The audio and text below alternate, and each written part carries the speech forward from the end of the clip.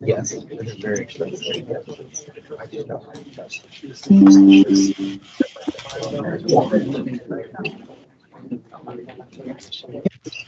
Okay.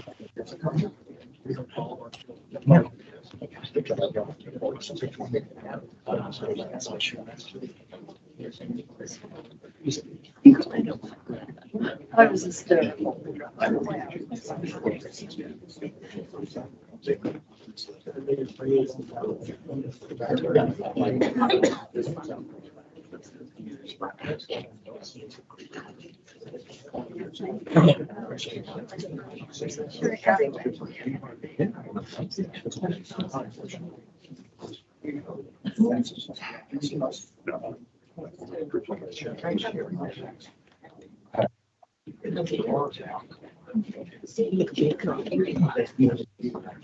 Because you're basically about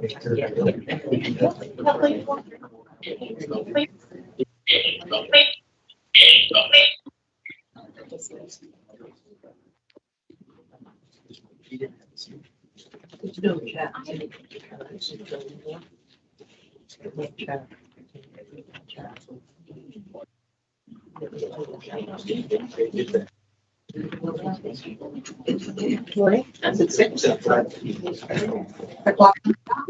And we're ready. Good evening, everybody. Welcome to the May installment of the Celebration Residential Owners Association Board meeting. It's May 24th, and it is precisely 6 o'clock, I believe.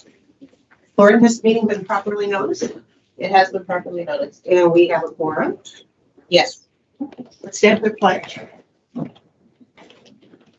I pledge allegiance to the flag of the United States of America and to the republic for which it stands, one nation, under God, indivisible, with liberty and justice for all.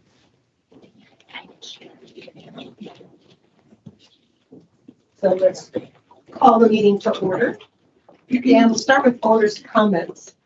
I think because we have 4 full pages of action items for this round, residents can come up and make their 3 minutes.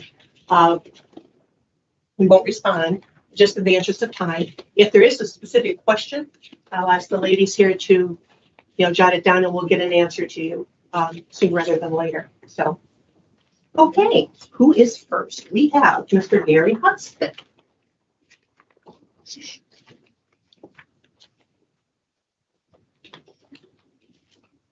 Hello, board members. Gary Husband, 1471 Resolute Street. My comments tonight are about the board's conduct regarding appointments to the Covenants Committee last month. We were disappointed only 1 of 5 Covenants Committee members were reappointed. Your hushed comments during the appointment process were captured on video, and we all heard them on playback. They were hateful, hurtful to members of the Covenants Committee. Emails from Covenants Committee members were sent to the board, but were not public and were not seen by the public. So I would like to add my support to the comments publicly in support of these committee members that emailed me separately. When the board only returned 1 Covenants member to the committee, it was perceived as a no confidence vote. For years of volunteer work and the difficult task of upholding community standards, the same community standards approved by the boards in the design guidelines. At a future appeals meeting, the homeowner might use the perceived no confidence comments as justification to dismiss the imposed fines. A few months ago, the board adopted a resolution to decrease the Covenants Committee membership from 7 to 5. Homeowners in Celebration who appear before the Covenants Committee deserve to have their cases heard by a wide cross-section of volunteer homeowners like themselves. With a Covenants Committee of only 5, If one member is absent, you could end up with a 2-2 tie. And a quorum of only 3 is hardly a representative cross-section of the community. Should the CROA board also consist of only 5 members? The Covenants Committee recommended and the board specifically adopted a change to the Covenants Committee administrative resolution last month with an increase in membership up to 7, as has been the case for decades. Recently, the board liaison attempted to convince the inexperienced Covenants Committee members to agree to a 5-membership committee, which I thought was inappropriate given that the board recently upgraded the resolution to 7 members. So to remain consistent with your actions, I ask that you follow through by appointing 2 additional members for a 7-member Covenants Committee. You have 4 experienced and qualified members of the Covenants Committee that reapplied to select from. As former chair of the RFP task force, I emailed or talked with a couple of dozen HOA board members across the United States and heard a lot of HOA stories. I always thought CROA was better than most. So for the benefit of the homeowners and CROA, I ask that you do the right thing and return the Covenants Committee to a 7-member panel. Thank you. Thank you, Gary. Next is Andrew, and apologies, I'm not going to try to. Duganzik. Duganzik? Duganzik. Duganzik. Thank you. Hi, Andrew Ganzik, 1127 Mosaic Drive. I sent an email this morning to the board, but would like to reiterate my request for action on 2 items. The first is in regards to Cindy Swiffer's actions over the past month and with personal view of misuse and abuse of power of email communications to residents as CROA Board of Director. From an August 22 meeting minutes, the language agreed to by that Board of Directors at the time is Board President's communications with residents is to be reviewed by the board in advance. This includes any presidential video and board meetings. Reviewed by the board is a little bit too vague in my mind and needs to change. My recommendation to the board would be to change it to read, Board President's communication with residents is to be reviewed by the board in advance, new section, and approved by 6 of 7 directors. This includes any presidential videos at board meetings. This will ensure the integrity and impartiality of the communication, as well as a straightforward message from the board through the president. If this change or something similar is not made, I think I see the next use of lawn signs after the referendum is over. Vote yes to stop the emails. In all seriousness, I hope the community does not receive any emails from the CROA president regarding Lot D in the referendum until the voting is closed. The second item is a change in language or interpretation on signatures included in a referendum. While many homeowners came out to sign the referendum, there were still a large number of homeowners who could not participate that reached out to me. In providing an equal opportunity for all homeowners to participate in the community matter, electronic signatures such as DocuSign should be acceptable. If the bylaws need to change, please do so. If CROA's attorney needs to provide a formal opinion that electronic signatures will be accepted in any future referendum, I'm good with either of those 2 options. I wish I had better information to share tonight, but these are matters that need to be corrected immediately. I hope you agree and make the necessary changes tonight so we can move forward as a community, knowing there are proper checks and balances in place for future board presidents, as well as freedom to participate in community decisions for all homeowners. Forward looking, I hope the CROA board partners with CCPD on the development of land behind Island Village K-5 school for a park, completion of the civic quarter and existing amenities like this building and Heritage Hall. While it might not be the right time to spend money, we should be planning on what we want to fix or build in Celebration, so when the time comes, we are prepared to implement our development plan. Thank you for your time, and remember, vote yes to overturn the board's decision to stop Lot D. Thank you for your time. Thank you, Andrew.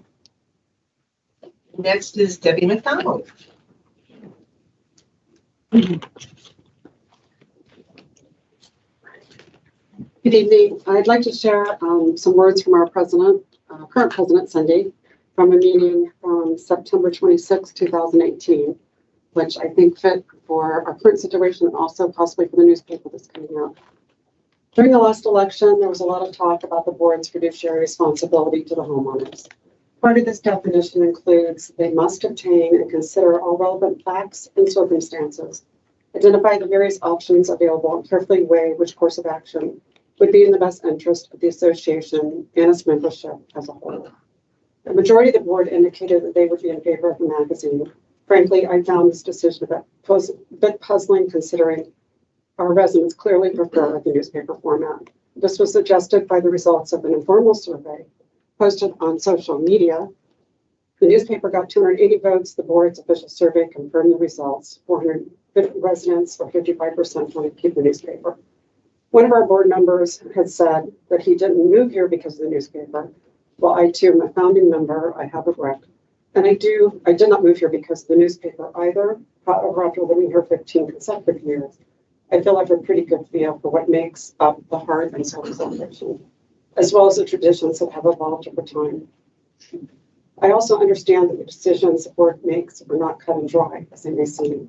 It is in this spirit I respectfully ask that during their discussion, the board explain why they believe it is necessary and in our best interests when it will end up costing us more money when residents clearly prefer the newspaper. So these are my words. Thank you for those, Cindy. Sitting on the board and being a homeowner speaking are two different experiences, clearly. We have a divided board. We have a divided community. Half of the community has extended an olive branch and supported pickleball, offering it to be built on lot B. The definition of compromise, a settlement of a dispute that is reached by each side making concessions, and devise and compromise acceptable to both. I truly hope our leadership looks to bring a peaceful compromise. To be a good leader, you have to also be a great listener. Thank you. Thanks, Deb. Next, Joshua Baker.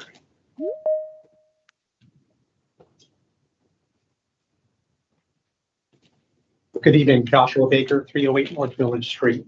Last month, I had the opportunity to address two issues with you, so I want to make sure I give you rectification, including one. Those two items was a urinal in North Village. That's done, clear. So I appreciate that being closed out. The other is the playgrounds. School is out in less than 7 days, and two major playgrounds are still not in operation. It needs to stop. There's no one working there today. There was no one working there yesterday. Get them there now. You're paying a contract. They should be there till the job is done. So now I'm going to bring some new topics. Again, playgrounds outstanding. The next new topic I have is the North Village meeting room. 400 square feet, according to a resident amenity on the new homeowner guide.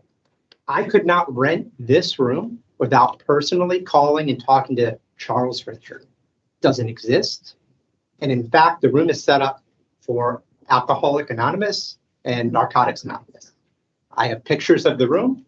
They are posted with the 12 steps that are permanently affixed to the wall.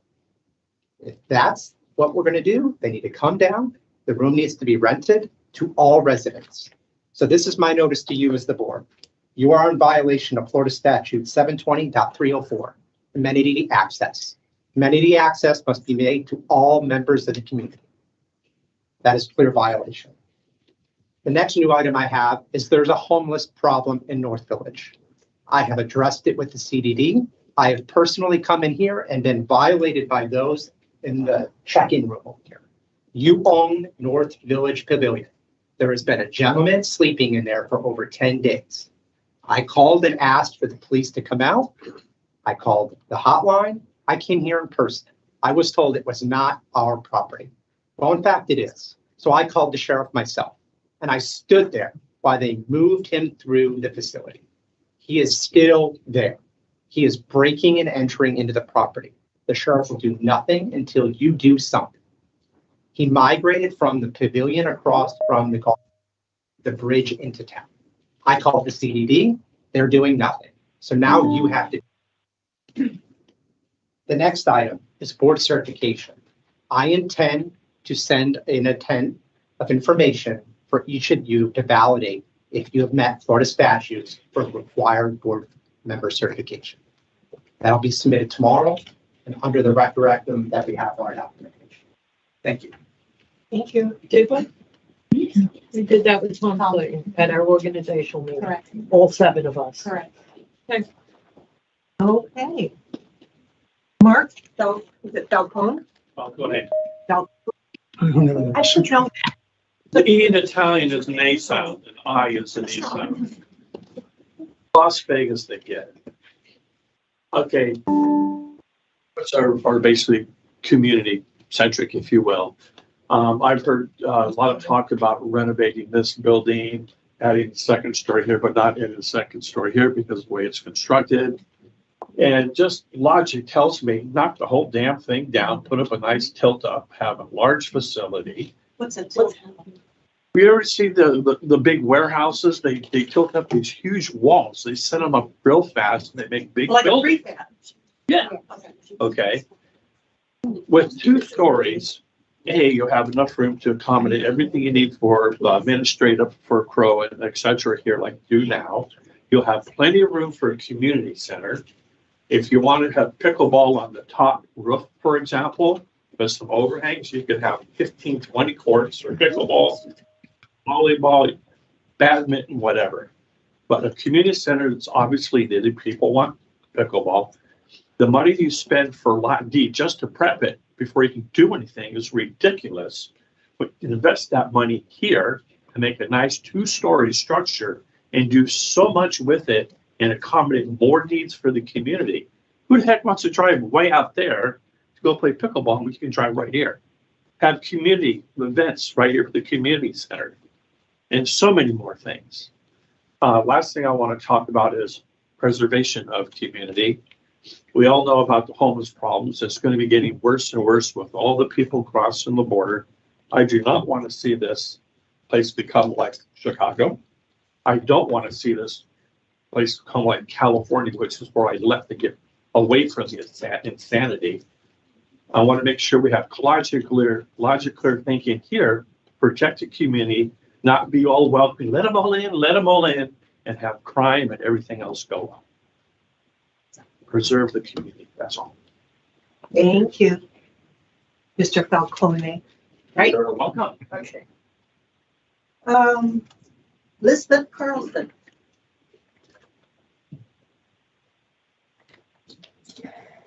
Hello, my name is Lisbeth Carlson. I live in 1479 Resolute Street. I'm here on my behalf because one day I came to my house after a trip and the trees in front of the mule, they were gone. The oak trees. So I really concerned what was that direction from the committee to remove those trees that they were 9 years old at the most. They were old trees at all, and they were healthy. Oaks are protected by Florida, since they're part of the state of economy and ecosystem. The oaks provides home to many animals and help purify the air. And there was a mockingbird nest in that oak. However, I'm very concerned of this because they just removed these big trees and now I have noise for the I-4.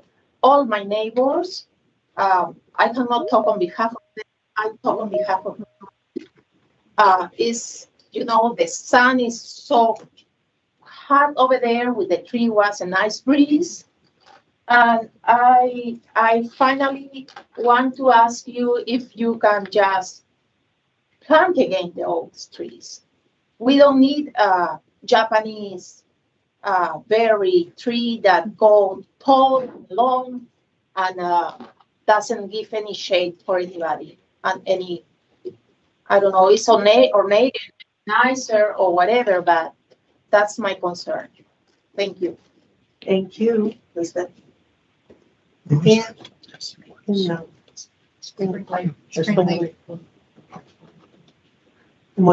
News. Keith Thompson.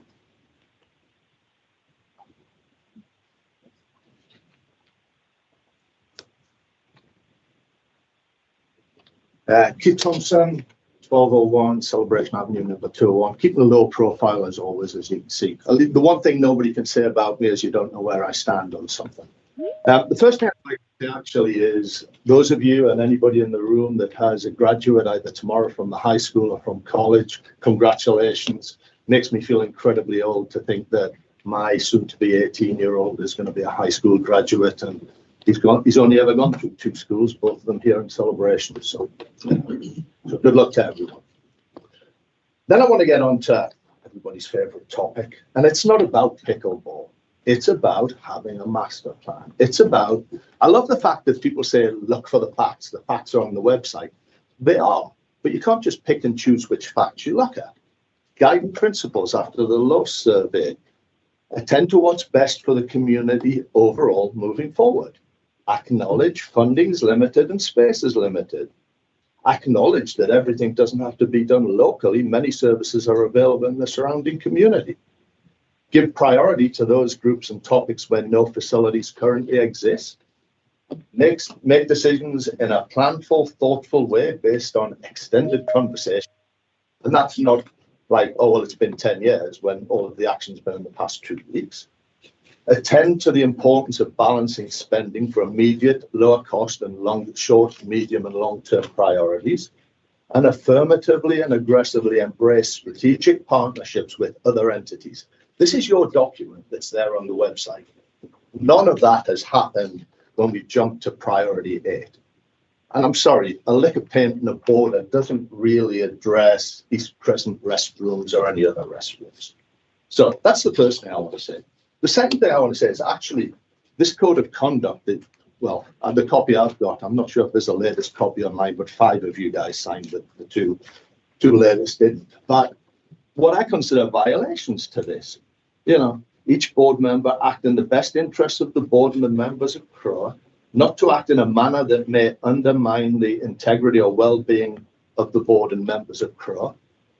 Calling people out on social media doesn't support that. Sending out emails with cherry-picked facts doesn't do that. A board member shall not use her position for personal financial advantage. I can't say I'll never take a bribe as long as there are a lot of zeros after it. Each board member shall act impartially and not give preferential treatment to any one group, organization, business, or individual.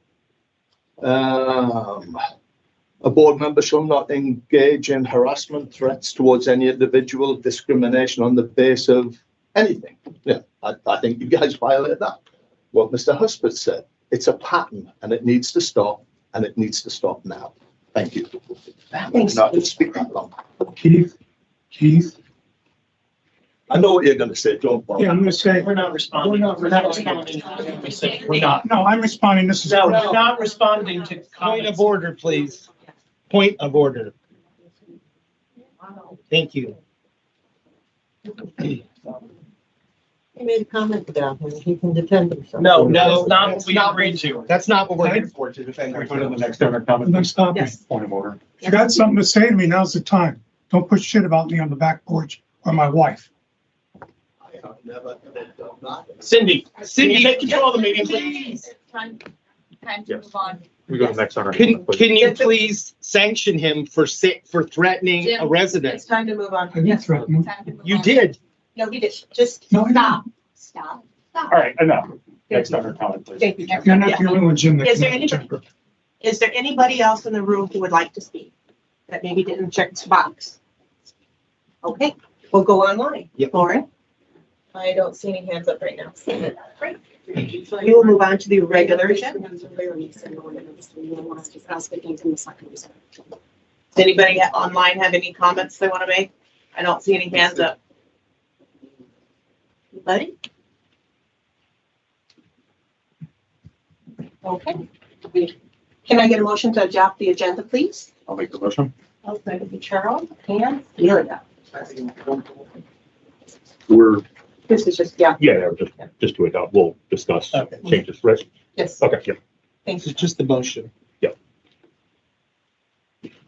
Does anybody have any changes to the agenda, additions, deletions?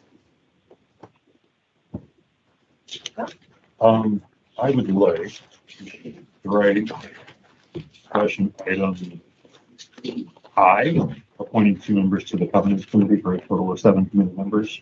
I think this needs discussion at a subsequent board meeting. I'd like to strike that. That would be my recommendation. Anybody object to that? Where is he?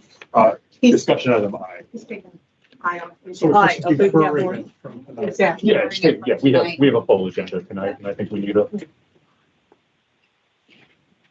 I guess I object, I'll solely object, I guess. We had no other comment specifically on something that's on the agenda, it was publicized, so Well, but it's not an action item, it's a discussion. I understand, I'm just objecting because I was asked. That's all right. I second his objection, not that it matters for motion purposes. No, and to clarify, again, to your point, I think we need to look at the applications and just Absolutely. give consideration to it. I just think with what we have on the agenda, but that's my position. I would also like to strike F and G for tonight. It's not a compelling discussion item. Charles, I know you put one of those on, did you? All three of them on. I put G on. I don't know what F is. I assume that's all with them on. Is that, does anybody know where F came from? I think those probably should have been the same item. Yeah, I'd like to keep it on in that time permitting. Yeah. But yeah, what I would suggest in the discussion items is when we get to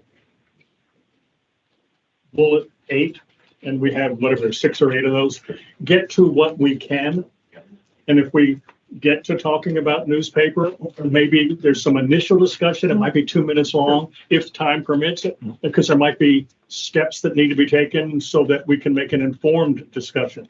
But I would argue that when we get to that point in the agenda, that we manage our time so that we can honor our 8 o'clock ending time. I don't think we should stick to an 8 o'clock ending time if board comments are needed by board members at the end.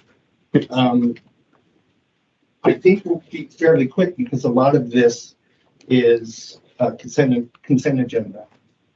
Let's just see what we have, I think it's respectful of the board and management and the community as a whole, when we publish 6 to 8, that we end by 8 or close to it, not 10, not 9. Yeah, my only recommendation, again, I feel strongly about I think we need a little more time to digest the applications.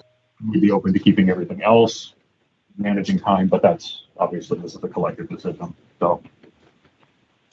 Well, if everybody's agreeable, let's remove I for the reasons that Charles stated. Can I also And we'll suggest removing C, policy on grills, because that's not right for board discussion, as the committee hasn't discussed it. Oh. What was that, E? C. Policy on bills. Thank you, Lauren. Remove those 2 discussion items and we'll, Deferring yeah, that. I mean, yeah, it's not removed forever. Right. for those. Keep everything else on. Hopefully time will allow. Yeah. Okay, and nothing to the actual action items. Actually, can we add, if we're gonna delay the covenants, can we make that an action item for next month, please? I would support that. Good. Again, just time to digest it. Yeah.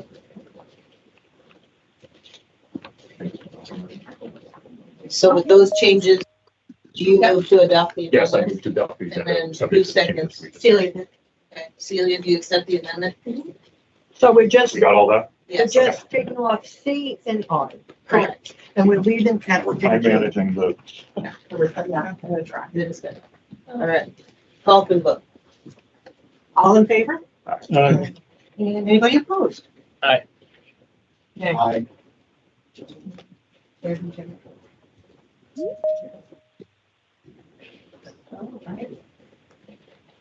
Okay, next is approval of the minutes from the April 27th. Do I have a motion? And we have a second. What? I'll second. Any discussion? we did correct the lot, the final Correct. The numbers? The final number was. I think somebody should. Yeah, I remember asterisks. Can you just, I'll verify before Celia signs. yeah, but can you just, speak to that specifically? I know that you spoke to So it. the original map that was done at the meeting was counting the wiring and conduit for the lights twice. So the actual price was reduced down to 1.5 and change. I can't remember. About 546. 1.536. Rather than the 1.6. So project cost is a little bit less than what was originally proposed. Any other discussion? All in favor? Aye. Anybody opposed? Okay. Financials. Hi, Jen. Hello, good evening. The April financials were actually really good. We ended with a surplus of 10,537 as opposed to the budget of 2,000, so it was really good. The fund balance is currently, the operating is sitting at 899,000 as of the end of April. The replacement fund is 1,832,000 and the capital fund is 3,468,000. What is 3 million what? 468. Thank you.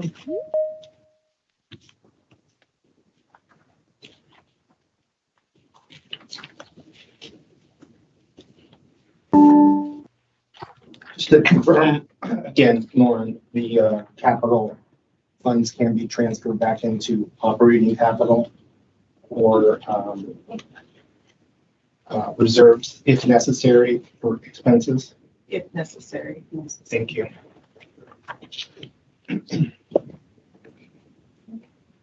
Anything else to report, Jen? Can I ask, there's a line item under repairs and maintenance for recreational fields and equipment. There's a line item from the budget this budget was set last year. There's a line item for pickleball courts. Can you speak to why there would be a line item for pickleball courts in the budget from September of last year? In the operating fund. In the operating. I don't think there's an actual budget. I think it's just some expenses. I think there was some equipment that was purchased. No, it was originally some of the KPMF bills went to operating and they should have been in capital. Okay, so we need to correct that in this. Yes. Okay. Any other comments? Questions for Jen? Okay. Moving on. Committee and partner updates. Committees. Can I go? Sure. Unless you want to start with Bill. You want to start since you're on the end? I don't know what the distribution is, but Jared summarized the finance committee meeting, which went very well, and we're expediting changing banks away from PacWest, maybe an interim bank, but at least we're going to get somewhere else. But nonetheless, all our money at PacWest is protected in FDIC levels, so it's not like $1 million. It's like 250,000. Correct me if I'm wrong. Increments. So we're safe, but we want to be at a bank we're more confident in. And we're also have worked out a plan to invest some of the money out of savings into investments, short-term investments, so that we can get interest on them. As far as ARC, we had an almost 4-hour meeting last night. Went over a lot of issues and solved some problems. Some people we didn't quite solve because it's more owner to owner and somewhat beyond the ability of ARC to solve. But we do have some recommendations, or will be generating some recommendations for the two parties to work together. I have a question. Do we know how the RC subcommittee is coming? Have you talked to Vaughn about that? I haven't talked to Vaughn, no. Can you follow up on that with him? Thank you. Celia? Okay, special events. We had our meeting and we had a budget workshop this past week, which went very well. They're just starting to get everything together with the events. coming up in the future. They talked about the luau, what a great success it was, which it really was a beautiful night. It was nothing that went wrong as far as weather or anything like that. And service areas.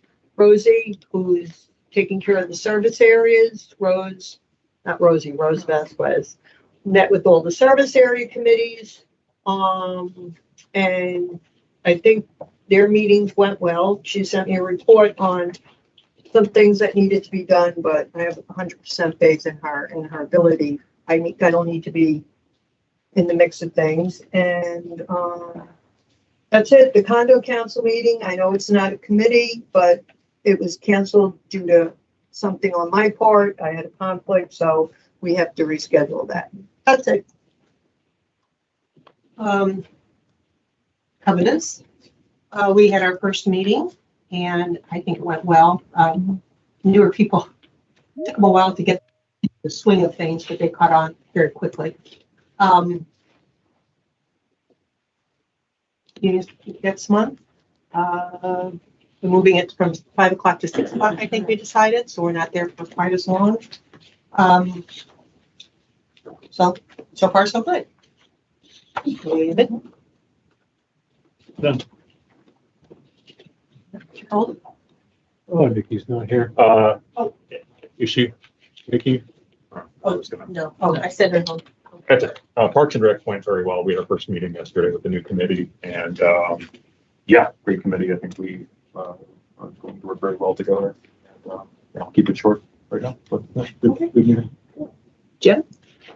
The first technology committee meeting is scheduled for June 7th from 5:30 to 6:30. If you'd like to attend, everyone is welcome. The meeting information should be on our website. But the members are already diving in and helping and working on things. Krista Thompson specifically, I want to call out and compliment for her doing a very thorough job in providing feedback for the website to Jose. And that's all for now. Thank you, sir. Jared? I think Bill summarized finance appropriately, and the dog park committee met last night and had some good ideas and good turnout from their event. I do want to say that, so I've been on the board for 3 months, and for every committee meeting, I've gone to every committee meeting for both of my committees, and I've provided a report to the board recapping what happened at that meeting. Just very quick bullet points, kind of what happened.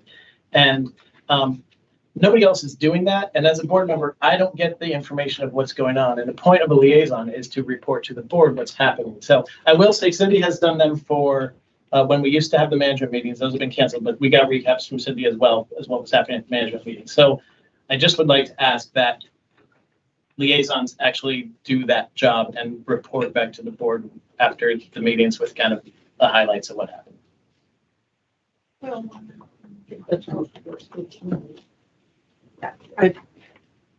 Yeah, I guess that's either one or the other. If we do it in this manner, then the whole community is aware of what happened at the meetings. I appreciate that you do the recap. But as far as covenants is concerned, I don't know what I would say other than we looked at, 43 violations and, whatever, which we get as part of the management report anyway. But certainly if anyone wants to send us a heads up, especially if something is questionable or something that you want us to think about in advance before the next meeting or something like that, that would be good, kind of a heads up kind of a thing. Yeah, I think those are kind of the topics that are just what any good things that happen, like how Celia just mentioned some good things. The dog park event was a good event that had over 100 attendees, things like that. I think that's also in the management report, isn't it? Yeah. Okay. All right. So that we've covered all the committees. James. The CCDD had their meeting last night. They did spend some time and actually have a deck talking about bonds and financing bonds. I was thinking about presenting it tonight, but I don't think I could talk through the whole thing. It was discussed by the council. I'm just trying to look and see if there's anything. Just one thing that I think there's been some confusion on. If CCDD built something, it would be public, but the people who aren't paying for it, that is not the homeowners, would have to pay to use it in an equivalent manner to what the homeowners are paying. So that, I think that was a good point. And I know there's been some discussion over what is accurate around that topic. The second thing is, when I was there, they asked me about the communication that was sent out by Cindy as it relates to CCDD. And I asked them whether it was accurate. They basically said that if the Lot D project goes through, they would be very unlikely to partner with us on a bond issue to build amenities that would help the entire community. So I think that was a misunderstanding, perhaps. That was part of that communication. I wanted to just say from CCDD that is not their position. Lastly, and actually on a positive note, the $20K that we've paid, or that they haven't paid, let me just do this. They've determined that if we decide to partner with them for GoGo to replace teleservice, that they will credit us $20,000 until it's gone. So the first 4 or 5 years, we wouldn't have any payment based upon that. For how long? I'm sorry, how long did you say, Jim? 4 or 5 years. 4 or 5 years, if everyone pays like $4,000, it's still to be determined. But if it is $4,000, then obviously that would be 5 years. I have a question. Mm-hmm. You said that, so my understanding is that the Lot D project as envisioned, Mhm. the pickleball courts in that the lot that's closest to the building takes up only a third of that space, and that the rest of it is large enough to build something. But you're saying if we do put the pickleball courts there, then they're not interested in building anything anymore? Well, that's not what I said. Well, that's why I'm asking, because I didn't understand. Well, what's your question though? Because that's not what I Yeah, said. we maybe not discuss this just because we're in committee. Correct. I would recommend we move on, Okay, then just to keep us on task. okay, I was No, just as to why. no, just so we don't get off on a. Can I ask you a question, Lauren? That's what he's saying about opening it, this being open to the community. Isn't this going back to what happened with the athletic fields? The reason why that we didn't take So the county giving you money is different than the CDD floating a bond and building something, and I don't know the specifics of the CDD's scope of authority. Speculation. That's a Tom question to work out with CDD legal counsel. Yeah, I think we're in speculation at this point. We need to move on. That's what I would recommend. Yeah, all right, well, if we're in speculation, then we have to stop bringing it up in the community. I needed to bring it up as a CCD. I kindly ask that we move on to the next agenda. And I agree with moving on. Thank you. Thank you. And I think, thank you, Jim, for that. Foundation, did I see Kathleen CPO coming in?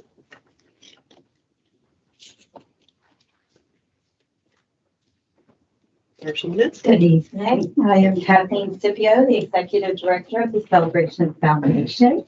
And I just want to provide an update since the last time you heard from us. So this shredding event was a great success in partnership with CROA. We shredded 360 banker boxes and 70 residents participated. So that went really well in April. Community Connection since January has had a total of 142 people attend. We'll have our first evening one June 8th here at 6:30 p.m. In our last round of community grants, which was this May, I am pleased to report that the Boy Scouts Troop 125 will be receiving $2,500. The Celebration High School Track and Field Department will receive $1,600. The Phoenix Lacrosse Club will receive $2,545. Community Chorus will receive $2,000. And the Performing Arts Department of Celebration High School will receive $1,400. I want to really speak to that grant because a high school student named Bobby Spina took the initiative and filled out the grant application. He volunteered with the foundation at our concerts, and they raised $1,400 through donations of a concession stand. And he took the initiative and asked if that could be matched. And he got a yes. He got a 50% chance of a yes or no. They are phenomenal up at the high school. If you haven't been to any of their events, please do so. But you can also see the Celebration High School Marching Band this Saturday at the Magic Kingdom. They will be stepping off from Frontierland in the 6 o'clock parade. So very, very proud of that group. Mr. Thompson spoke about graduation, and I was at the senior awards last night for Celebration High School, so got a little information about that. They have 659 graduates. It is their highest graduating class, yes, and kudos to all of them. They received over $6 million in scholarships. The foundation did $15,000 in scholarships, and that's why I was invited. But I really had the opportunity to talk to them afterwards. I talked to a lot of the kids. And I just want to give kudos to this community because the theme was that they all grew up going to these schools and living in this town. And you've given them something really hard to say goodbye to. They talked about Halloween and celebration. They talked about Easter egg hunt. They talked about the community leaning in. When graduations couldn't happen inside. They talked about tablecloths that were at concerts donated by community volunteers. They really talked about all the good stuff that come from community volunteers. And I was really, really moved. But then, of course, I had to ask another question. And I asked, what was the best advice or words of wisdom they had received to date? So they gave me some. Try to graduate college with the least amount of debt. Travel if you can. Nothing good happens after midnight. Wow. Call your mom often, but call your dad if you're in trouble. Join clubs. Don't stay in your dorm rooms.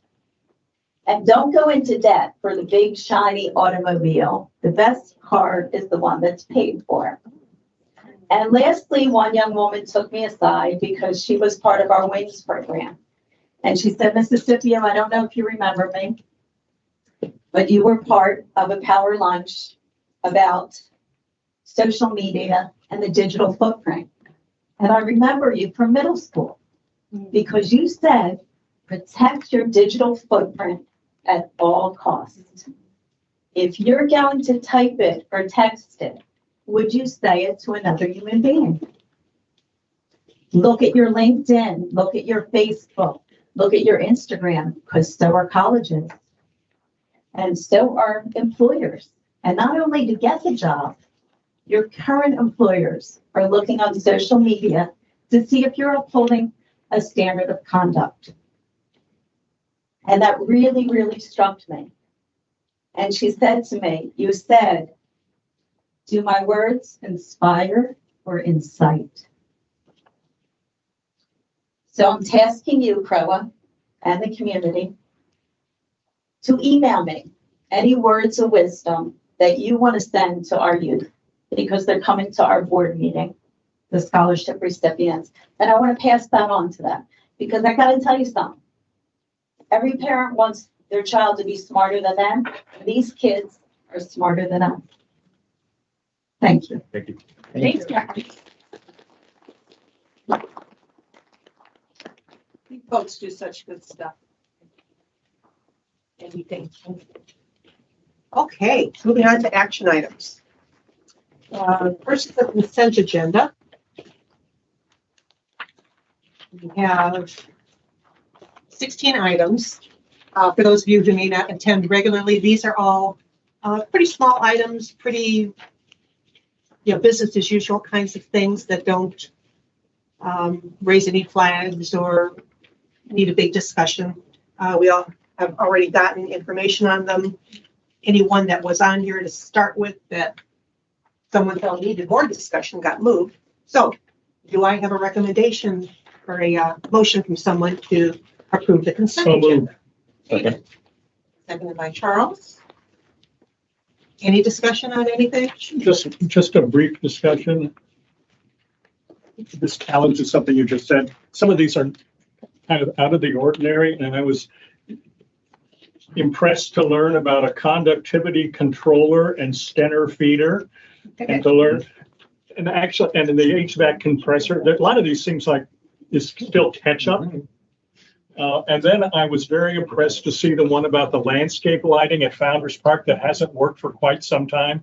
Thank you for discovering that and trying to bring things back up to really good standards. So there's some things that were not in routine manner of operation, but good items here. Thank you. I have just one. No, thank you. So I'm seeing a trend just as we look at everything. 1 year partial acceleration, 2 year acceleration. Like roof repairs. 2 year acceleration. I thought I saw like an 11-year acceleration. 11-year acceleration. What's going on? Is there like a general We saw a lot of accelerations last year and a lot of the projects that we were doing as well. A lot of it is the lack of preventative maintenance that's been going on. Sure.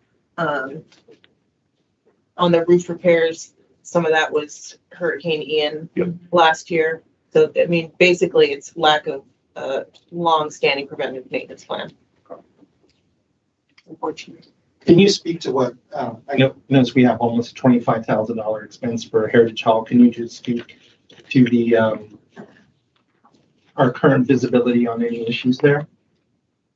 So the growth that was in the ceiling has been remediated, and this is to repair the drywall and install an access door so we can access the panels that we need to do any kind of enhancement there in terms of an electrical or a technical standpoint.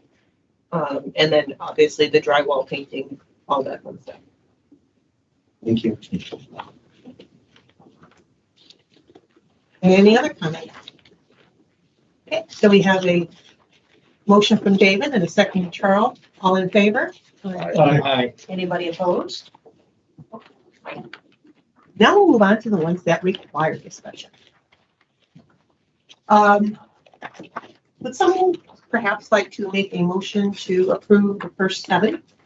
Yeah, I'd like to make a motion to bundle the first 7 because they're all appointment of service committee members with names and attaching documents for 7 different service areas. The public was not given the names, so if you could read the names out loud of who's being appointed as part of the motion, that would be. Can I ask, on Spring Lake Gardens, did someone drop out? Yes. Someone dropped out. So are they gonna be looking for another committee member? So just because. Yeah, we need a second before we discuss. We need a second. Okay. Do I be the second? I'll second. Jim seconds. Discussion. So just moving forward with these, only because I'm the service area liaison. And all of these members that are on here were elected by their service area. So moving forward, there's no more election.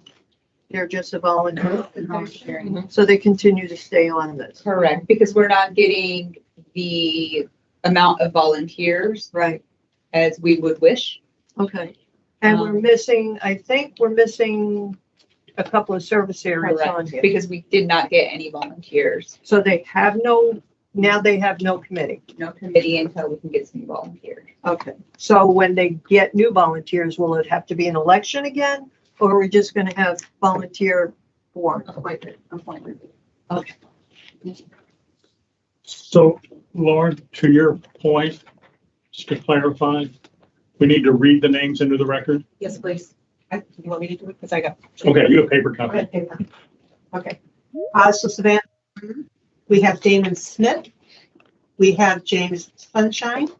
We have Paul Rashkin. Oh, look at Welcome you. back, You got Paul. us on the list. Okay, wait a minute. This is Savannah Square, so let me. Okay. Stephanie. And we're missing Stephanie. I didn't have anything for Stephanie. We don't have anything. And she didn't either. Just those three, It's not in the packet. not in the packet. We approved the three. And then We can approve the three Yeah, and then three, next time we can add. We can't change that. we don't have We the. don't have the Okay, materials. information. You could appoint her, but she might not want to be on the committee. She's been on it and she's our most active member. Okay, so you go for it. So somebody to. Read what, read What's her her name name. again? Stephanie, last name. Yeah, So if she wanted to be on it, she didn't fill out an application. I think she did. She's very active. Actually, she's a spokesperson lately for us. Yes, she has. What's your last name? I'll give it to you. Oh, I'm sorry. Go ahead with your. Tiango, I think it is. Yeah, Tiango or her. I mean, if we don't know even the name of the person, shouldn't we just, I just don't know her last name. or the formality of it? She's we'll- been on the committee just for do the last it three for the next years. one. So it's not new. I'd like for her to participate accurately and appointedly. Sure. Nobody even knows who we're talking about. Paul does. It's the neighbor. And Siri Her does. last name is And she does. Tiangco.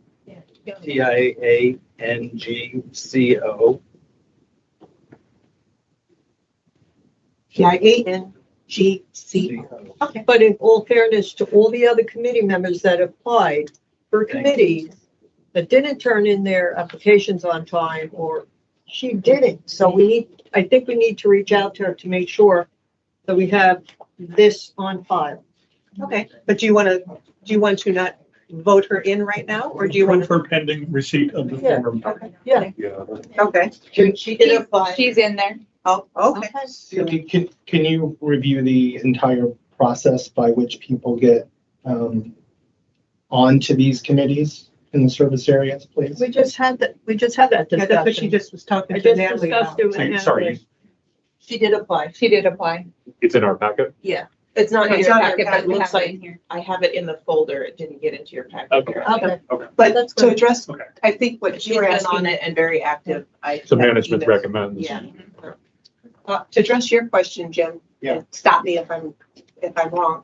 So years ago, the only service area that had a committee was Parkview. Right. I don't know why. Well, that And was then actually last year when Celia started really becoming actively involved in reaching out to people and creating the committees. We didn't have a lot of committees before that. Yeah, but it started out with Parkview, and then I think the next one was Savannah Square, Okay, and I'm just talking and to the then process. So what's the the process as process compared is- to like a committee? the process is that the homeowners within the service areas decide, there's people that volunteer, and then those homeowners decide, yes, they want David to represent them, and Charles, And they have a Celia. vote. And they have a vote. Right, they vote for who they want Right, and we're just Right. rubber stamping it, correct? No, Jim, no. So when you first create the committee, as part of that creation of the committee, you're also voting in the original committee. members. After that, it turns into a committee application process, and we reach out to the community, to that community and say, hey, is there anybody interested in serving on the service area committee? And then generally, we have not gotten enough applications to exceed the number of the committee, so there's no need to go back out to the community for them to vote who they want. So moving forward with Island Village and their service area, we're gonna have a vote, and then it continues to be where they fill out the application. Thank you. Madam President, we may want to call for the vote, just looking at the time. Okay, So we- well, let me go through the other. Understood, yep. All right, so South Village, Brian Taylor, Lois Losi, and Carl Riori. Spring Lake, Jennifer Reese, Donald Grace, and Mark Davies. Spring Lake Gardens, Betty Zippin and Joseph Silva. Parkview, Brian Grancia, John Porch, Matt Luddinger, Martin Yaces, and John Weiglin. North Village, Patrick Robertson, Nick Fertig, Patricia Amadera. Yeah, that's a tongue twister. Lots of vowels and consonants. Academy Row, EJ or CJ McNally. Is it E? EJ. Snippy Snipes, Torian, excuse me, Terry Ann, Helfich, and Mike Smith. And they also lost a committee member also. Yeah. Last year, David Romero. Oh, yes, that's right. So he is no longer on. He did not reapply. So Okay. do these committee members have to fill out, assign the code of conduct also? Yeah. Okay. Okay. They will be sent to them to come and sign. So call for the vote. Okay, so we had a, from David and then second by Jim, all in favor. Second by Charles, I think. I've got David and Jim. No, Jim, you seconded. Jim seconded, yes. Okay. It's a long time ago. All right, on the vote. All right, so all in favor? Aye. Anybody opposed? Okay. Number 8, move to approve the recommendation from Special Events Committee to limit the number of guests allowed for events to 4 guests per household. Do I have a motion for discussion? So moved. Second. And Jim. So at the special event meeting, we discussed how we're going to move forward with the amount of people that we have at our events. For instance, 3,000 people at the Easter egg hunt. How do we want to control this now that our community has grown so much? So it was their recommendation that it's just for special events like Founders Weekend, big events, to just try to limit, instead of 4 per CROA ID, like people could bring a lot of people into the pool if there's 4 people in the house and they use their CROA ID. But for these special events, since they're so large, to limit your guests to 4 per home, 4 per home, not 4 per ID. How did we arrive at 4? Because it's when you have, with your CROA ID, you're allowed to have 4 guests. Okay. So if you're at the pool, you can have 4 guests. It's when we have these big events now, we're going to keep it at the 4 guests, but per household, not per CROA ID, because you can go with your ID and have 4 people come in, then your wife could go, and if you have 3 teenagers, they could bring 4 more people in, and before you know it, we're at 3,000 kids at an Easter egg hunt. Or I have a question. Was it discussed on how I'm supposed to track 4 per household? Well, that's what They come in, I mean, I know, when that's check, what my I have. husband comes in at How up do you- here how do and you wife enforce it? comes in back That's, here. I have a solution. And don't hit me. I'm mistaking it. I thought of that, how do you track that kind of stuff?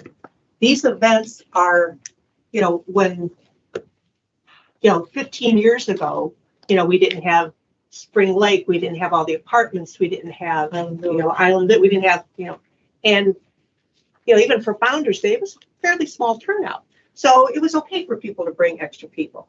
Now our events are huge. I would suggest a $5 entrance fee for non-owners. So if you want to invite your aunt and uncle and sister, they tag along with you with your ID, and each of them pays $5 to help defray the cost, because this is a lot of money. I had one hushold bring in 26 people. There you for the go. Easter egg hunt. There you go. It's hard to. So, but that still doesn't answer Lauren's question about. Well, no, so it's just have to track it. So, I mean, if you're paying, so if you're requiring guests to pay, then I would suggest not limiting it to 4 per household. I would keep it at 4 per ID. But I think that the cost piece is gonna bring down the number of guests. But, I mean, I don't know, that's an. Yeah, but still, so for bigger events, $5 a head really doesn't cover what it costs us. Right? Like we're doing Founder's Day and stuff, staffing and all that kind of stuff, $5 doesn't cover it. And the more if it involves food. Change from what you've been doing, and David's got a comment. So I have 2 comments. One is, I would suggest that we not discuss the dollar fee at this point. Send that back to the Special Events Committee to discuss and talk about implications. Second, I think the answer to Lauren's question is in Jose's head. Sorry. It is. And so, you know, I go to an event, I tap my ID on what we don't have right now, just like a magic band at the parks. I tap my ID, my household is recorded as one. You know, and my friend comes, they don't have a CROA ID, he's with me, and that gets recorded somehow. So, but I think that's a technological answer to that question that could be explored more. We can set a policy now to support the Special Events Committee and figure out the technological way. I think it's technology rather than go through spreadsheets. I 100% echo David. Charles, would you amend your motion to kick it back to the committee? Yeah, so I'll amend my motion to table this. Is it to table the whole Or do thing? we table it or send it back? Send it back to committee. So yes, I will amend to send it back. Jim, do you accept that amendment? I do. All right. Unless there's some urgency on behalf of the committee. Okay. Because that 4th of July. 4th of July. Yeah. We're meeting before I that. think it's good thinking. One comment. It's not good. It's not good. If you do it to 4 per household, anyone who has more than 2 kids has to choose which kid goes. No, we're not talking about in addition to. In addition to. Need to Like, tap it. like, yeah, it's like if you want to bring. Yes, uncle that Somebody lives who in the doesn't live in house. the house with you. Let's call the vote. You don't- Are we going to vote or just send it back? Well, we have to vote. Oh, vote to send it back. Yeah, we need to vote to send it back. So, Charles, amend it, I send it amended back to the committee? Jim. Jim's okay with it? Mhm. All in favor? Aye. Anybody opposed? Okay. Number 9, motion to approve the Parkview Townhomes front landscape plan by Exquisite Lawn Care in the amount of $18,600. Just their reserve. I'll motion on 9 and 10 together. Okay. I'll second. All right, any discussion? Okay, all in favor? Aye. Anybody opposed? Yeah, Jerry and Charles. Nope, Celia. second. Jerry and Celia. Okay. Could have sworn it, Charlie. Nope. Can you see words? Okay, motion to partially replace sod at the Big Dog Park by Prince and Sons, the amount of $4,087.50. Operating fund budget. I'll motion. Second. And Jim? Okay. Any Question? discussion? Mhm. Yeah, sure. How long did the last sod last? Not long. That's what I thought. We spent like $50-something thousand. We just redid all the sod last time. Did all of it last year. The problem is the grass with the dogs running and running. It creates. Is there another solution? Not having grass. No, besides having grass. Dog slippers? Well, no, there's wood chips and things like that that you can use. They use them frequently in Washington because it's rainy there as well. What about artificial turf that drains, like they have like specific pet? No, that wouldn't. You could, but it would start to smell really bad. Well, no, it drains. It's got like antimicrobial. Look, I don't know. I'm just trying. We can look into it, but I know you have to sanitize it frequently, and that cost is And expensive. if the doggy number 2.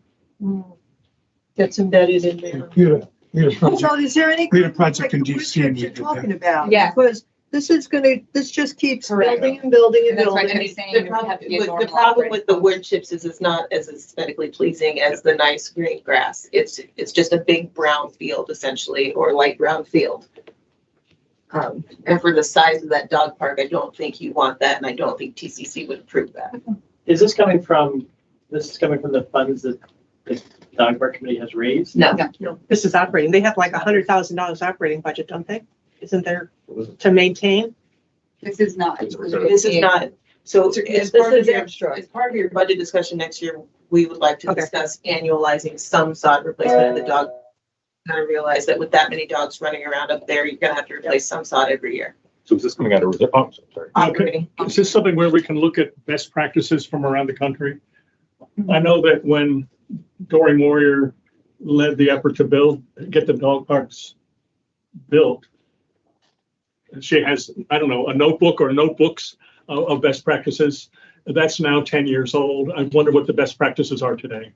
Because otherwise, I think the point is, these are recurring expenses. We want to deal with sanitation and safety issues, but not to have to redo this every.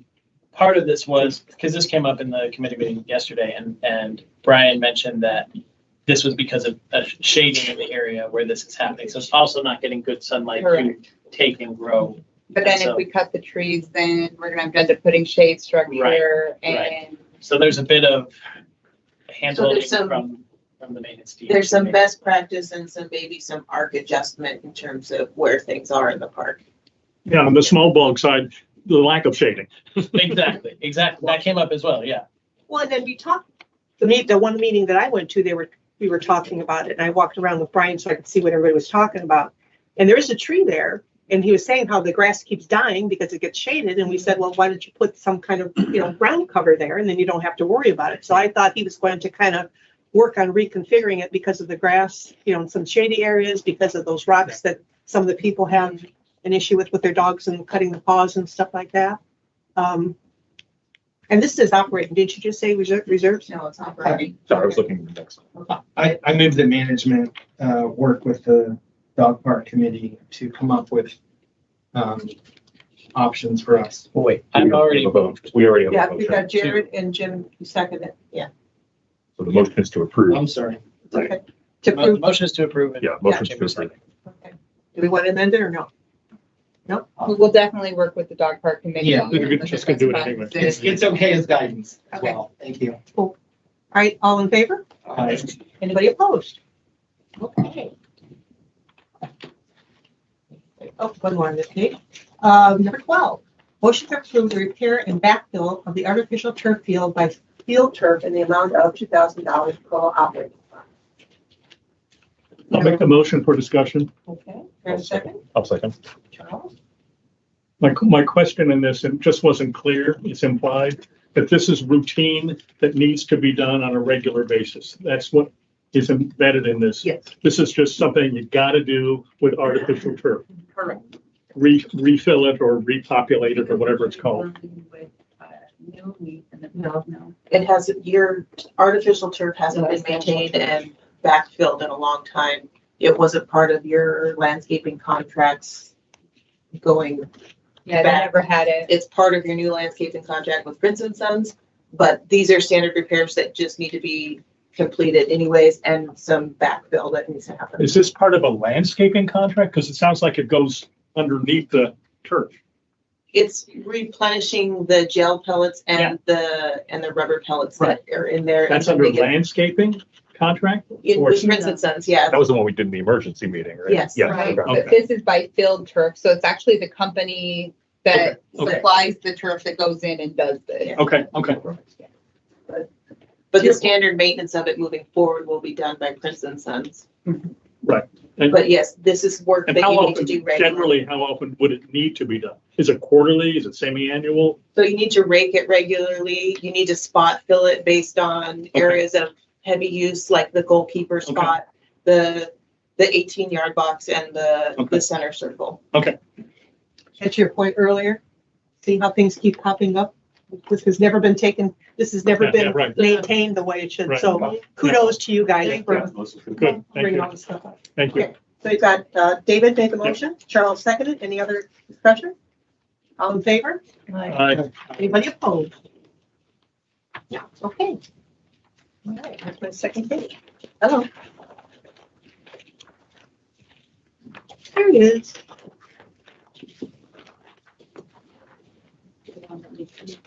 Oh, looking right at it. Okay. Number 13, motion to approve the replacement of the sod at the field. Number 1 by Prince and Sons, the amount of $23,030. I'm gonna And make that's a, reserved. I'm gonna make a motion here to table this and revisit the drainage discussion, or I'm trying to think how to phrase this. Would that be inadequate?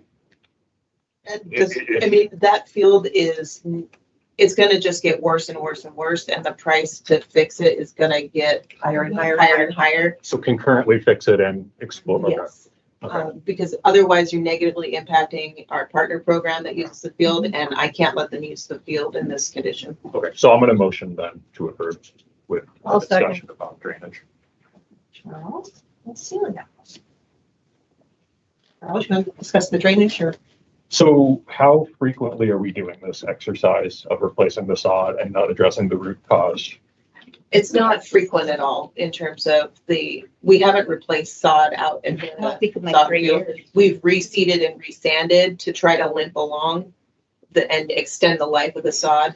But the sod's due to be replaced in the replacement study, I believe, next year or the year after. So it's 2024, 2024. So we're close to the end of the lifespan of the sod that was installed up there. So why, I guess, have we not been, it was recommended though to put drainage in, correct, as part of the fuel discussion from years and years ago though? 2021, we discussed it. We got an estimate and $150,000. contractor said, yeah, we'll fix it, but there's no guarantee it's gonna work. fix it. So Yeah. at some point, don't we need to fix it correctly? Put the drainage in, because inevitably we're We can going do to. more usability, yes. Okay. So where are we?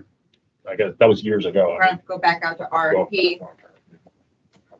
So why was it that it would cost $150,000, but you couldn't guarantee that it would fix it because it was putting a patch on it, or it's just the way the So there's light? different ways to repair the drainage issue. Well, one, it's not pitched correctly. And two, there's not a sufficient gutter system underneath the fields. You can repair it by just adjusting the pitch, but that's not going to give you the full effect. You can repair it by doing a gutter system on the sides, or you can do the full-blown version, which is adjusting the pitch and doing the gutter system underneath. I mean, still, it's Florida. You're going to get rain, that it's going to flood the system. That's just the nature of the game. And that's why in, I think, 2021, we discussed maybe turfing field 1 and field 2, so that they would never have a problem, and maybe putting pickleball over there, but that was shut down. So we didn't go that direction. So that whole thing would have been fixed by now. Yeah, I mean, We went with that. no, I mean, we're talking today too, right? Yeah. I mean, we have to fix these things. Yeah, and it has to those be conditions are horrible, and it's look at today, Mhm. right? So. Yeah. So, I mean, we can start looking at putting an RFP together. Does it have to go to a full-blown RFP, or can this just be, because I don't see the need to like RFP everything, or does it call for a full RFP? Because that's a lot of. It doesn't meet the threshold dollar amount for an RFP. If it's truly the $150,000 range, But it's if just it's more, bids. then we do have to go. Okay. How much would it cost to replace it with AstroTurf? Bunch, huh? Yeah. Look how much it's good. AstroTurf. So this is to basically take the recommendation Oh, that little. from the engineering study, 2021, and follow through on it. Yeah. Basically, I can take that study and say, give me bids based on this study. Right, and then create that as the scope of work. So Cindy asked the question, how much would it cost to put in the artificial turf there? 7 years ago, I think it was in the rec committee, that the initial proposal from the rec committee was to artificial turf all 3 fields. They kept the price down. Our decision at that point on the rec committee was to do one, see how it goes, knowing the other 2 are gonna get wet. But the cost, as I recall, at that point was $600K extra for a one-time installation with a allegedly 10-year warranty. Now, that was approved at 2.8 and ended up costing 4.6, almost double. But the point was, let's keep it down. So I think that could be part of a longer-term solution 2 years, 3 years, 5 years out, looking at artificial turf. I don't know what the cost would be today to do that. Also that the site is prepared and it may not be prepared in a way that is amenable So we to could artificial look at turf. both options. Was that? We could get both options. Artificial and what it would be to fix the drainage. Yeah, because it may be a whole different infrastructure underneath. I don't know. The engineering study basically says it's not pitched to the percentage that it should be. Even if it would be artificial. It's not The reason is because no matter what we do, we're gonna have to fix the pitch. It could be in the scope of the RFP too, correct? So, okay. So I think there's some short-term solutions and longer-term. Let's really look at it and put it on our wish list. Yeah. Do we want to put this as a discussion item for next month? We gotta, it seems like the recommendation is to fix the turf today. Yeah, we'll do that. And then, But I mean, If we get numbers back and flesh out the idea more, then we'll put it back on as a Okay. discussion item. If we're struggling to get responses back, then we'll makes keep sense. it off. Okay. So Charles made the motion, Celia seconded, all in favor, say aye. Anybody opposed? Okay, next. Motion to approve replacing the existing sod and mulch at the entrance to the Great Lawn with pavers and creating cement padding for a basketball court benches. For 11, Easy for you to say. yeah, 11 for $11,227. So moved. Second. This was the do two and you get a lesser price or something. Here's the thing. What about the tiles not matching? How wide is this area that you're doing? These tiles. Oh, okay.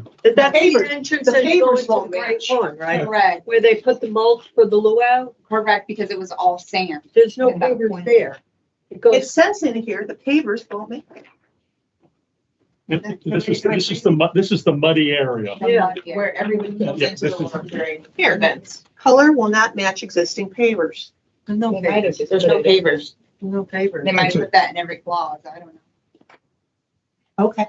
It's right Then I now, don't care. right now it's sand. Yeah. Okay. I'm glad to see this as a solution. Definitely. We've had that problem for years. Okay, any other discussion? All righty, motion came from Jim, second by David, all in favor? Anybody opposed? Okay, next. Motion to approve Island Village monthly lawn maintenance by Exquisite Lawn Care in the amount of $27,960. This is the 4 new tracks that we just was deeded over by Island Village, and that's the annual contract for 1 year.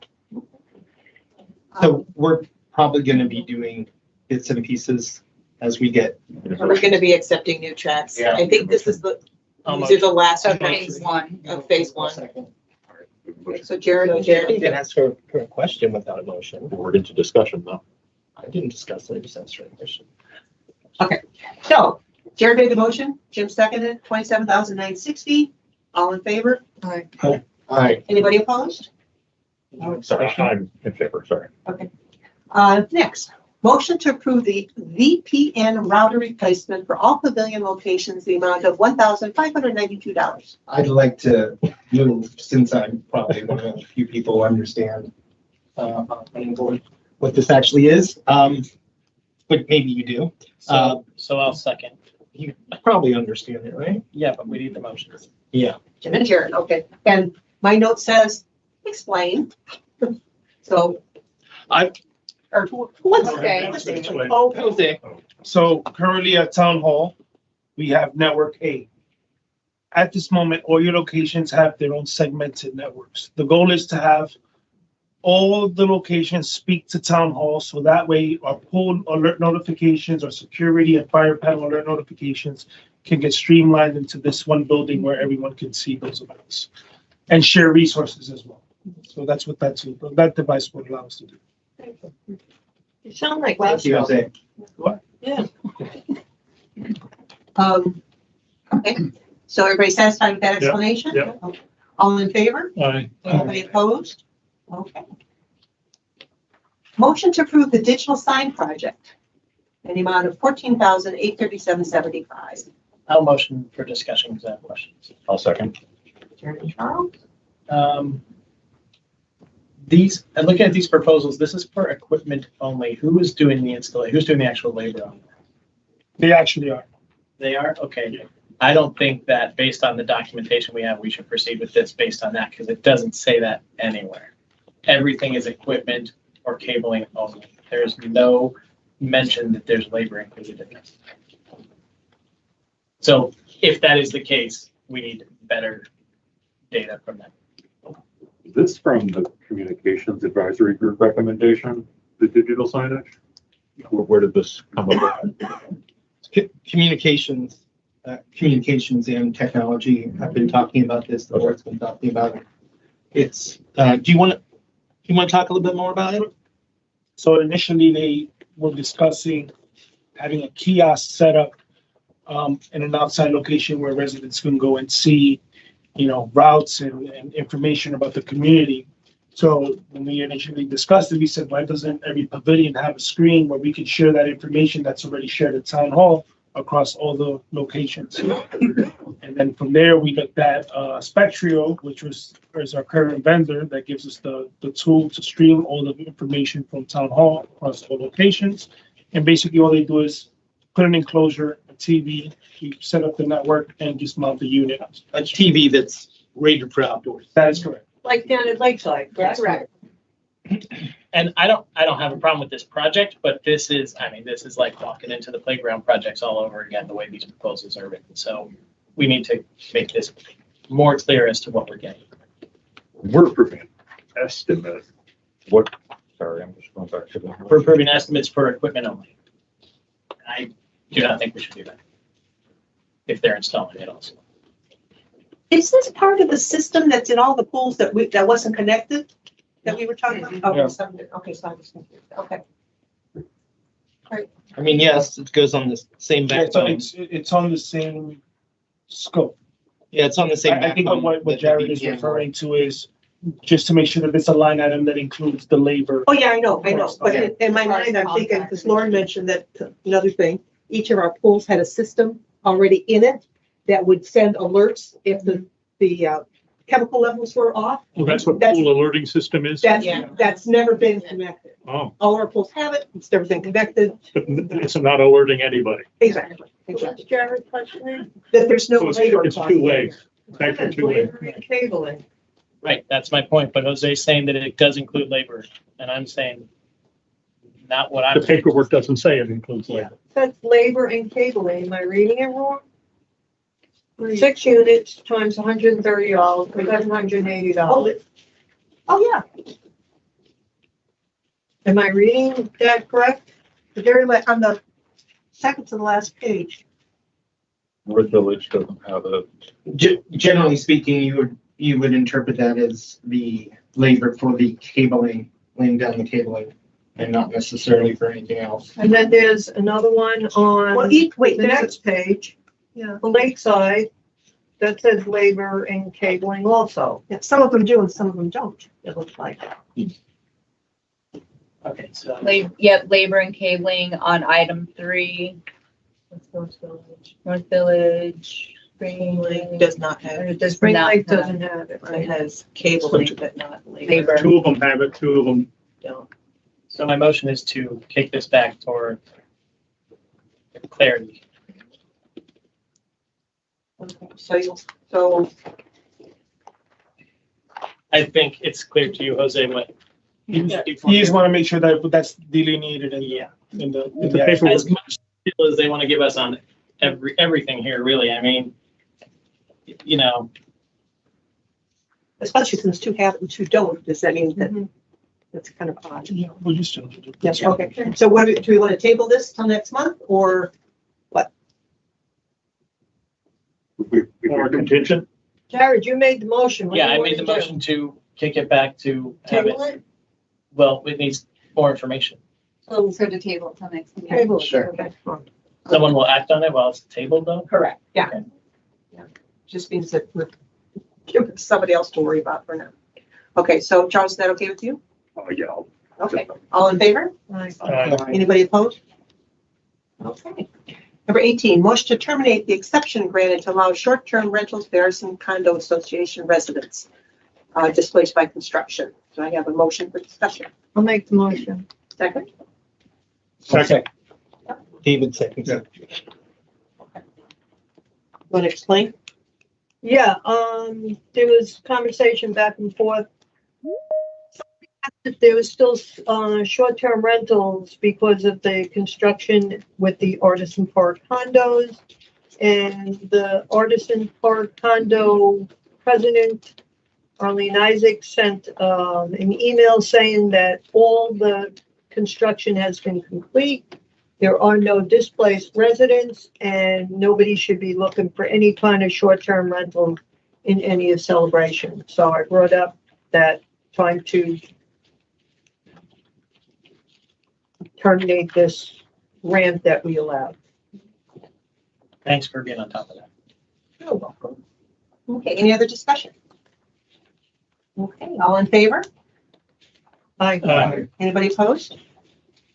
Okay. So can we put that in the Monday Matters maybe, so that people know that that is now been terminated and nobody should be renting their homes to anybody? Short term. Is that okay, Lori? Of course. Thank you. Okay, fee waivers. Do I have a motion? I'll make the motion. Second? Second. I have a question. I never noticed. There's a column that says statutory pre-referral notification fee. What is that? $35 on some of these. Oh, that's sending it to legal for, It's a notice that you're about to go to the call. yeah. For It's $35? a 45-day notice that gets sent out. For, I see. So those have nothing to do with late fees and interest. They have to do with other matters. yes. Gotcha. Thank you. Okay, anybody else have questions? Okay, Charles made the motion, Bill seconded, all in favor? Anybody opposed? Okay, non-compliance list. Before you do that, please strike number 14 from your non-compliance list. Thank you. I'll make the motion.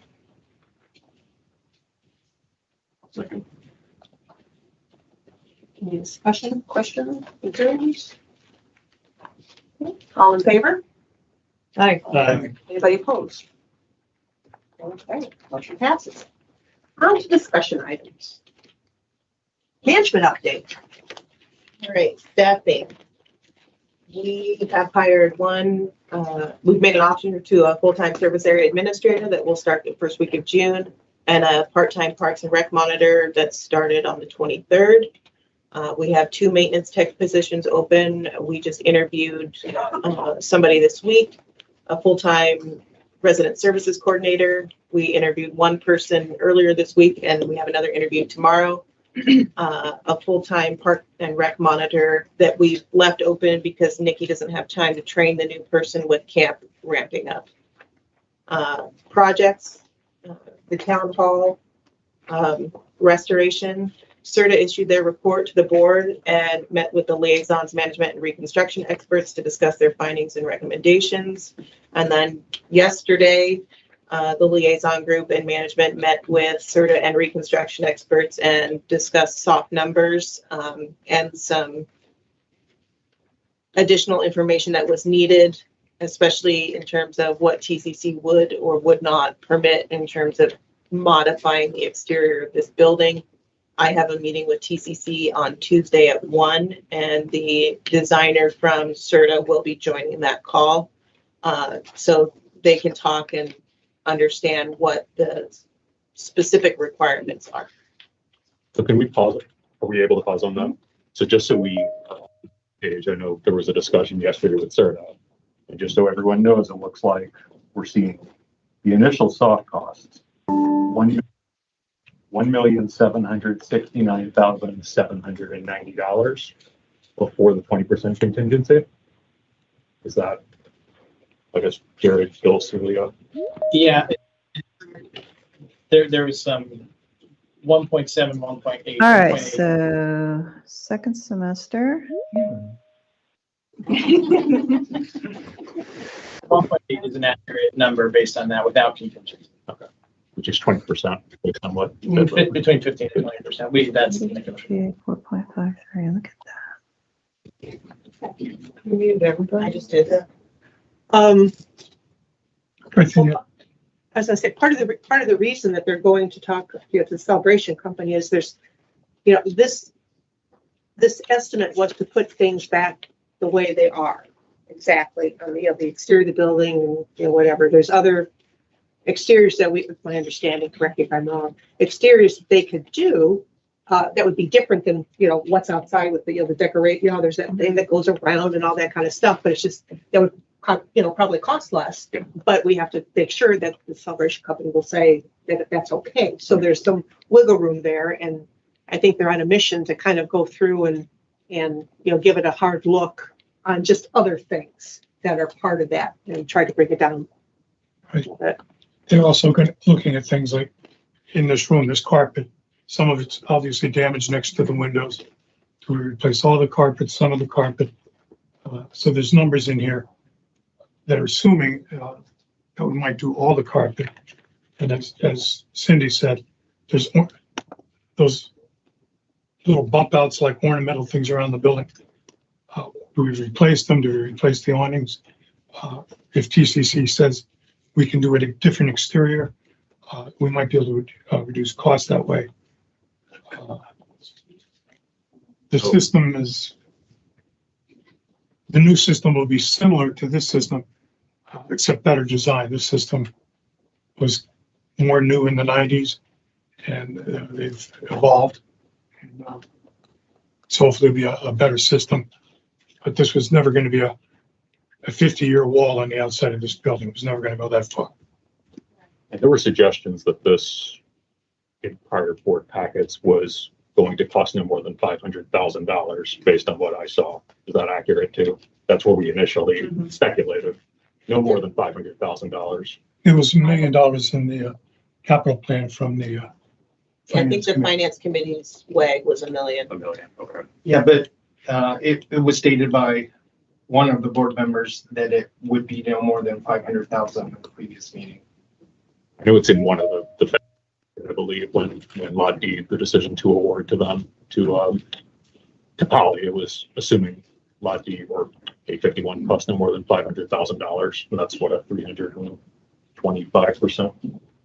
Yeah, and the reason that's important is because we talked about whether we have plenty of money in the capital improvements. Yeah, the reason why I put it out there is the data point, and that was my comments in the last meeting. I just think there were questions about the cost of 851, and that's a data point, a soft data point, but a data point nonetheless. So, it's going to come in more or less. That's what we have right now. So it's important that folks know kind of where we are. Is there, in that price estimate, is there things in that price estimate that we can pull out of reserves? Like if we're gonna replace this carpet. That's what I was just going to say. All right, go for it, Bill. I went through the capital reserve study is 30 years, and it was redone last year.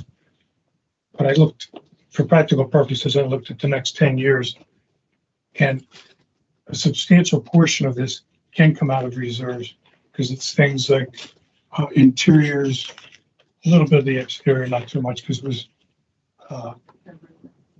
just maintenance. But the roof assembly was supposed to be replaced in 2025. The awnings were supposed to be replaced in 2026. Anyway, these are all in the reserve, and a rough number is about $700,000 out of the reserve that fit the criteria for spending money out of reserves. That's good. Assuming we don't new things, whether we portray the exterior of the building as new. I mean, it has an exterior, but any system we do will be something different and maybe very different design-wise. If TCC lets us come back with something. So if you change the style of the awnings outside. Well, we've discussed taking them down entirely. Well, yeah, but I mean, as an example. So if we change the style of the awning outside, that could be taken from the capital fund. It's something different. And if we do some of this, you have to read the whole thing. It's so dense, but there's allowance for the alternates. And then there's also additional alternates. And if you do some of the alternates, like instead of patching the carpet, you replace the carpet. Then one number goes up, the other one goes down. What about windows? All windows have to be replaced. Is it part of that?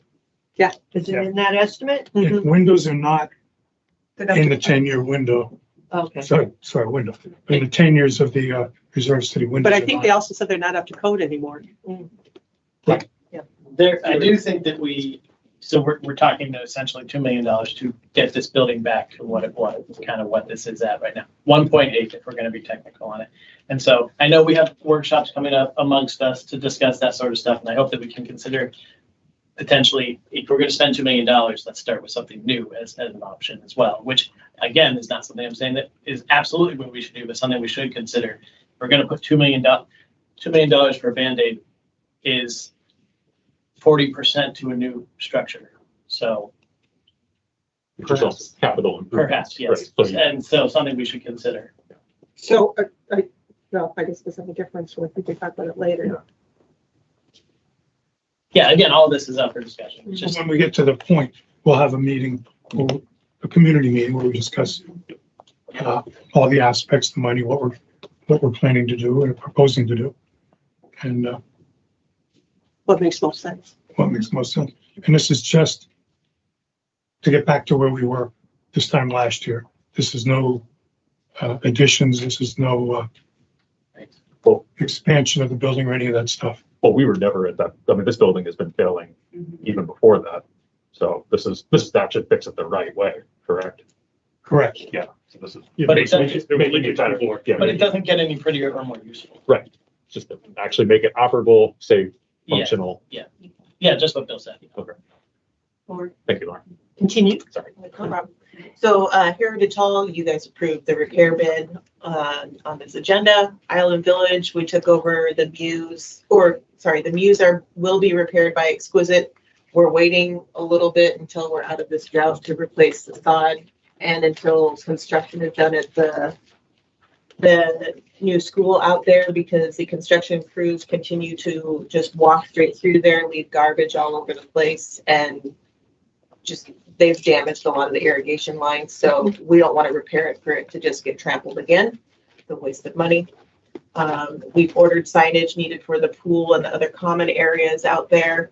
Matt and me deeded over the new tracks. We have Squiggles Park, small grass area on the corner of Island Village Way and Beach Ridge Road, the Muse at the T of Beach Ridge Road at Tide Pool Place, and the parking lot next to the amenity center was deeded over. You do have charging stations out there that we need to transfer ownership of, and there are yellow bikes out there for rental. So we need to figure out who allowed it, what the contract is, and how, if CROA wants to continue with that or not. So I'm digging into that. Does that become a liability for us using those bikes or anything? So it's my understanding, it's the same third-party vendor that's renting them next to the Bohemian, but I'm not positive on that one. And I don't know what the contract says and who signed it and who allowed it. So my assumption is Streetlights, because they built it and they owned it before. But we just need to get some clarification on that one. Can you work with the technology committee on this? Because there's a lot of knowledge of the process and chargers there. Oh, the chargers? Yes. I'm talking about the bikes. Okay, yep, sorry. Covenants, 419 initial inspections were done this month, 652 re-inspections, 98 resales, 64 ARC inspections, and 54 inspections based on complaints from community members. ARC processed 93 applications, 73 online approvals, 12 disapprovals online, 12 meeting approvals, and 6 meeting disapprovals. See, resident services, 339 residents were assisted in person, 689 phone calls were answered, and 417 emails were responded to last month. Community Connections continues to be successful, as Kathleen said. We held a new resident welcome session, and there will be another one on June 6th, and the logo store is getting more popular with the new merchandise in there. Actually, at Food Truck Friday, people were looking for the merchandise tent. So that was the good thing. But this is still under what we budgeted though, isn't it? It is. But the benefit of this new contract that we did is you don't have a cost of goods sold anymore. The company is fronting all of the cost and we just get a cut of the gross profit, of the gross revenue. Seller service, there were 55 submittals and 3.5 days was the average to complete them for CROA submittals. A lot of completed projects. I'm not going to read through them all, but the maintenance team has been busy. A lot of scheduled projects as well. IT still working on the website rebuild, and thank you, Krista Thompson, for taking a look at the back end. Owner, I know some of the tech committee are working as a kind of focus group on testing out the app before it gets rolled out. Wi-Fi, we're looking at North Village to work with the pool alerting system and digital signage. The Heritage Hall Wi-Fi is on hold because of the remediation. Video conferencing, doing some research. Island Village was added to Excella, but there's still some map work that needs to be done on the back end to allow them to report in some of the areas out there because it wasn't part of the original scope. Real quick, Jones Room and the building there by the fields, is it necessary to put video conferencing in there? I mean, do you have a lot of meetings in there that you would need to, or am I misunderstanding? So the Jones Room is rented out frequently by some condo associations for them to do their meetings. Okay. Dog Park has frequently used the CCFC because we just can't find meeting dates because we don't have enough conferencing centers. It just makes the spaces more diverse and allows for more ways to use it and more people to use it. Been working on IT infrastructure. We initiated Town Hall Tech Talk with Roscoe. He'll be back soon. Working on new surveillance and your surveillance cameras and security system and your key card access system are up for replacement this year in the reserve. Jose and I have talked a number of times. We're looking at different solutions. That's kind of an all-in-one solution and also addresses the event access as well. Actually, Jose just met with somebody today. Parks and Rec has been busy with Kids Night Out and the dog park anniversary pop-up. Summer Breakout is coming, and that will be big on their list. Lifestyles, we have food truck on the 9th, Gatorland Animal Encounter on the 13th, virtual pet portrait paint party on the 24th, and our Memorial Day ceremony on May 27th. Saturday, 10 o'clock. We've implemented the Monday Matters and continue to expand on that one. Can we talk about the on-spot dermatology bus? Yes.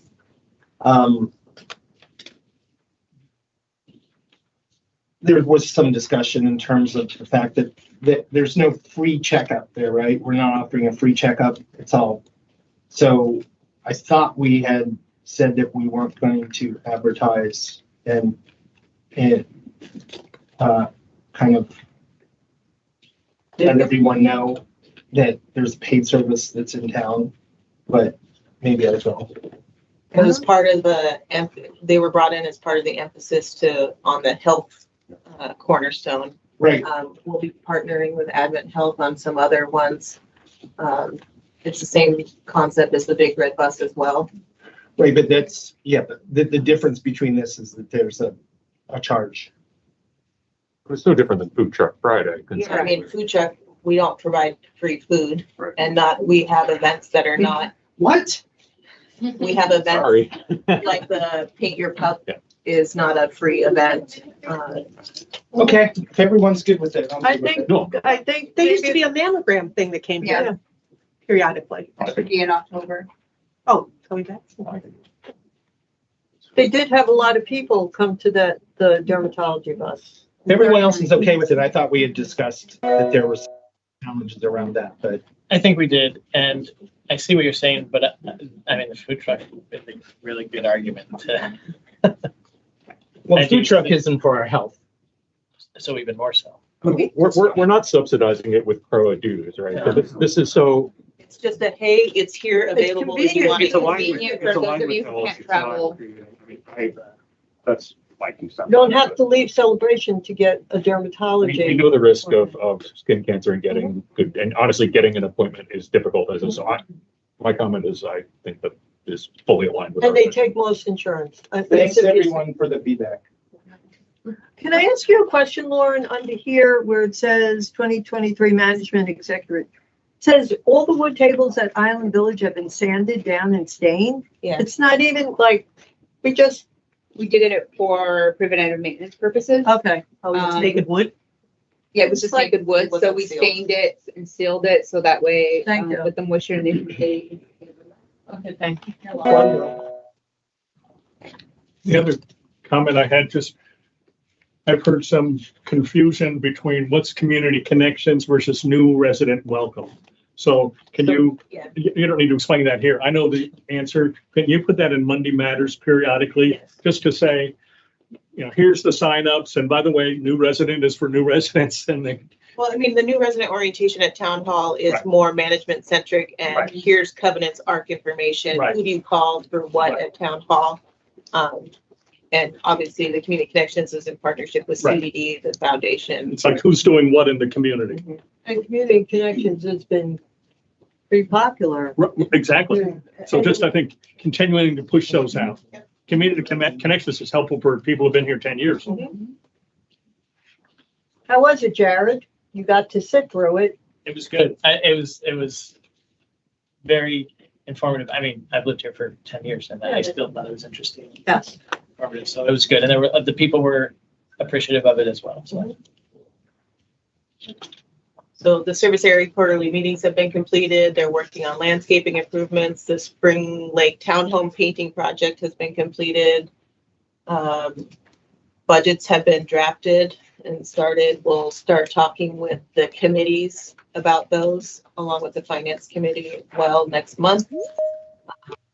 And in line with just carrying on with the budget conversations, the finance committee and the board should have a soft draft budget initial proposal the second week of June. We'll be talking back and forth with the finance committee. It's really just a CC to the board so you see what we're doing. And then a proposal to the board in July for you to look at. And then your first scheduled budget workshop is in August. So we're starting early this year, so we don't have the issues that we had last year, and there's plenty of time for discussion and back and forth. Excellent. I have to say, you guys have been very busy. Thank you. You're very welcome. Good stuff. That's it. Good stuff. Thank you. Island Village Clubhouse fee waiver. So the Island Village residents have requested that they be allowed to use the clubhouse once a month at no charge For how long? for the remainder of the year. May, June, July, June, July. Once a month Yes, once a month. 6 months. as a get to know your new neighbor. As I get to know your neighbor and Soft because opening. soft opening, they've been through a lot out there with all the issues that they've experienced. Is there actual cost to us for doing that? Staffing. We would have a staff person out there the entire time if they were there. Because we're already subsidizing it for a lot of months this year. So that means only Island Village residents can attend this? Yes. There's a max of how many people could go into this building? Correct. As with any of our, So they would like book the event with you, give you the purpose, tell you, you would tell them you can maximum of 30 people. They have to be residents of I guess Celebration, not just Island Village, or no, just Island Village only. it's really a Island Village, get to meet your neighbor kind of. How do you validate the address? It's a CROA ID card has, They know each other, believe me. if I walk in from South Village, like, are you gonna? I'm not gonna, I don't think you want to have the staffs out there Yeah. checking everybody's It's the driver's online license for system. their Yeah, address. okay. But they just ignore that thing. I mean, they know, they know everybody. I mean, it wouldn't be advertised to the community that the Island Village residents are using it this day. Just if somebody tried to run it that day, we'd say, no, it's booked. Okay. So the timing is through the year, end of the year? End of the year. So, We need to vote on that, or how does? I mean, I don't have a problem with it, but Give it a try, see how it works. give it a try. Can we do it on a monthly basis? Does it have to be So the we'll end try of the for a year? month and then we'll bring it back for final approval of the board at the Yeah, next do meeting. it. Because in all, to be the devil's advocate here, that's an amenity to everyone. So if I want to rent it, I have to pay to rent it. And I understand what those residents have been through, but. Yeah. Okay.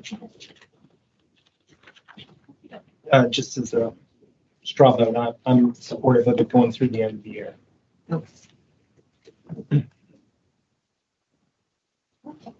We're going to, anything else then? I would like to talk about? Okay. Skipping grills. David, you wanted to say something? Yeah, I just want to, a couple of things on covenants. Gary in his opening remarks said something about, I can't remember the words, but it was that there was like a vote of no confidence in the covenants committee, and I don't think that's true. But what I did want to put on the agenda for discussion is the importance of covenants and inspections. I am glad to see 419 in this monthly report. And I also know that there's a lot of systems in play, meaning, and I'm talking about not the covenants committee, but it's the covenants process and the inspections. I know there's a lot of upgrades that are being planned. What I'm concerned about is in the management contract, we call for quarterly inspections of our homes. And if I do the math, 419 times 3, which means a 1 quarter, that's 1,260 homes, which is, I think, half of our homes. So we're not keeping up with what's in the contract, which is quarterly inspections. So how can we get to that point?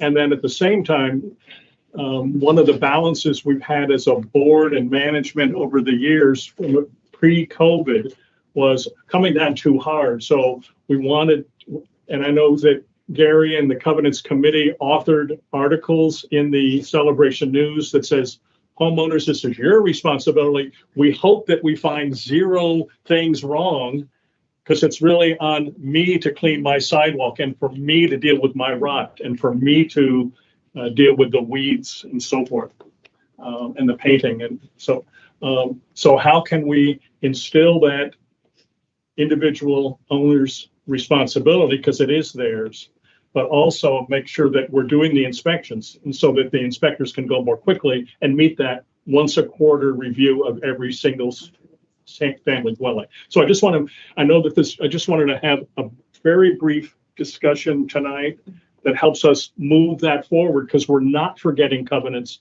And if we don't have good covenants and good ARC, what sort of community do we have for ourselves and for what brought many of us here, and how good things look? Well, I mean, since it's such a fully manual process right now, it's just not feasible to push out that many letters, but we're not meeting that obligation. And once we get this application up and running and fully vetted, then I have no doubt that we'll be able to meet that. We were doing that number of inspections when we were using Syrinet too. Right. But had other issues. Then we had other issues. So I know we can get back there. It's just a technology. Yes. One thing I'd like for us to reconsider, given the current situation with difficult to get vendors, et cetera, is that 14-day. I know we did it to try to push things forward, and kind of I think, if I remember correctly, which I probably don't, to keep it from dragging out for the people who ignore us, basically. So, I think that I would like us to talk about that potentially at the next meeting, a little bit more in depth in terms of reviewing that process and maybe extending that first checkpoint, if you will. believe that change was just made in 2021, prior to Mhm. Grand Manners coming on. January. Yeah. Yep. And I echo what David said, and I think too, we've talked about this, right? Our job is to empower you to do your job, remove barriers. As we start going into these strategic discussions and we start going into the budget process, this is helpful in informing that, right? So if we need to help, fix processes or whatnot, we need to be all aligned on this and moving. Yeah, and thank you for that. So maybe the question back to you, in line with what you just said, is what can we do, or what do we need to know that we need to support financially? Right. That goes to, she said technology. I look at you. Yeah, and it's safety, security, right? It's an entire discussion. It's all of it. And how do we put it together? Since Island Village is coming on board, and there's many deficiencies over there, we're gonna need to Well, add. to the number you quoted earlier, David, you have to also add the 100 sale inspections that they did. Resale inspection. Yeah, so that's, instead of 400, it's 500 and something. Yeah, but it says I know. every home gets looked at But I 4 mean, times a so- year. Yeah. So we but started that's- with it's not that. Quite as bad as you said. But I know we'll have continued discussions on this. Yes. Just wanted to make that clear today. It's priority, one of priority number ones on our Got list. Then it's our priority Yeah. also. That's so we all need to be on the same page. You can't be successful unless we are. Cindy, Gary's asking to be recognized. Oh, I'm sorry. I could just barely see the tip of your hand. Yes, Gary. This will be helpful. Please, Gary Hutzman, from this committee prior. The 14-day window is compliant with Florida statute 720. That's one reason we changed it. And the other reason is the letter actually says, we want you to contact town hall within 14 days. It doesn't say you have to fix it. Right. We just want you to contact us. So then town hall and our excellent community standards people negotiate with the homeowner on how long it'll take them to fix their various issues. So it's not a hard and fast. Right. That's very helpful. Thanks, Gary. And getting that out there might help because it's scary to get that letter. So We letting put it, people yeah, know we that- put it in the Friday Flash and the Monday Matters, and we'll keep recycling that. That's good. Yeah. I think it's even been in the magazine as well, like what to do if you get a letter. So muscle memory. So just to push down a little bit on that. So just need to contact and say, I know I have this issue. I'm calling vendors. I need an extension. Give me an extension. Okay, extension. Okay. All right, great. Thank you. Jim, did you have anything else to say about GoGov? You touched on it Yes, I briefly. do. I'd like to recommend that the technology committee engage with CCDD as they do the implementation, so they can get a better idea and bring to us recommendations based upon that experience. I don't know if we need to pass something or No, I think I actually asked to add this because I see both sides of using GoGov and not, or partnering with CCDD on that or not. So I think the technology committee kind of spearheading that and then reporting back would be beneficial. I mean, they're already the ones that are testing out Owner, which has a reporting piece that's part of it, and they're all, I mean, some of them are very familiar with Cella service and the issues with that. So I don't think Jose's agreeing with me that it's a good idea to engage them in that process because they're touching all three options. you think it is a good idea? Yes. Okay. Yeah, but I think that the technology committees, every committee is advisory to the staff. So working with Jose as the lead. I would say Jose definitely needs to be involved with the technology. I think working in conjunction, I think the relationship that's been formed so far is very positive. And it's a collaborative one. We're not, making a staff person the head of a committee, essentially. He's not gonna be a head of committee, he's gonna be part of the process. Well, if you lead what the committee does, then you are the head of the committee. I think the intent with talking in this room with CCDD was to observe what's going on with them and then make our own decision. Observe as they implement, observe, and then that will help inform our decision. Yeah, but there's also benefits of, right, we're one celebration too, right? So having some connectivity to the larger ecosystem, right? 'Cause Yeah. We're CROA, we're CD, or they're CDD, but it's celebration at the end of the day. And if they have a solution or they have something that could work to our benefit, we owe it to fully explore it and look at it. So I think as we've done with the website and with owner and with the application for covenants, we have one or two committee members work with Jose and the Right. CDD to vet the Explore. GovGov and explore, and then then the committee as a whole they can report back to committee as a whole can make a recommendation to the board. That's kind of what the process has been that they've been using.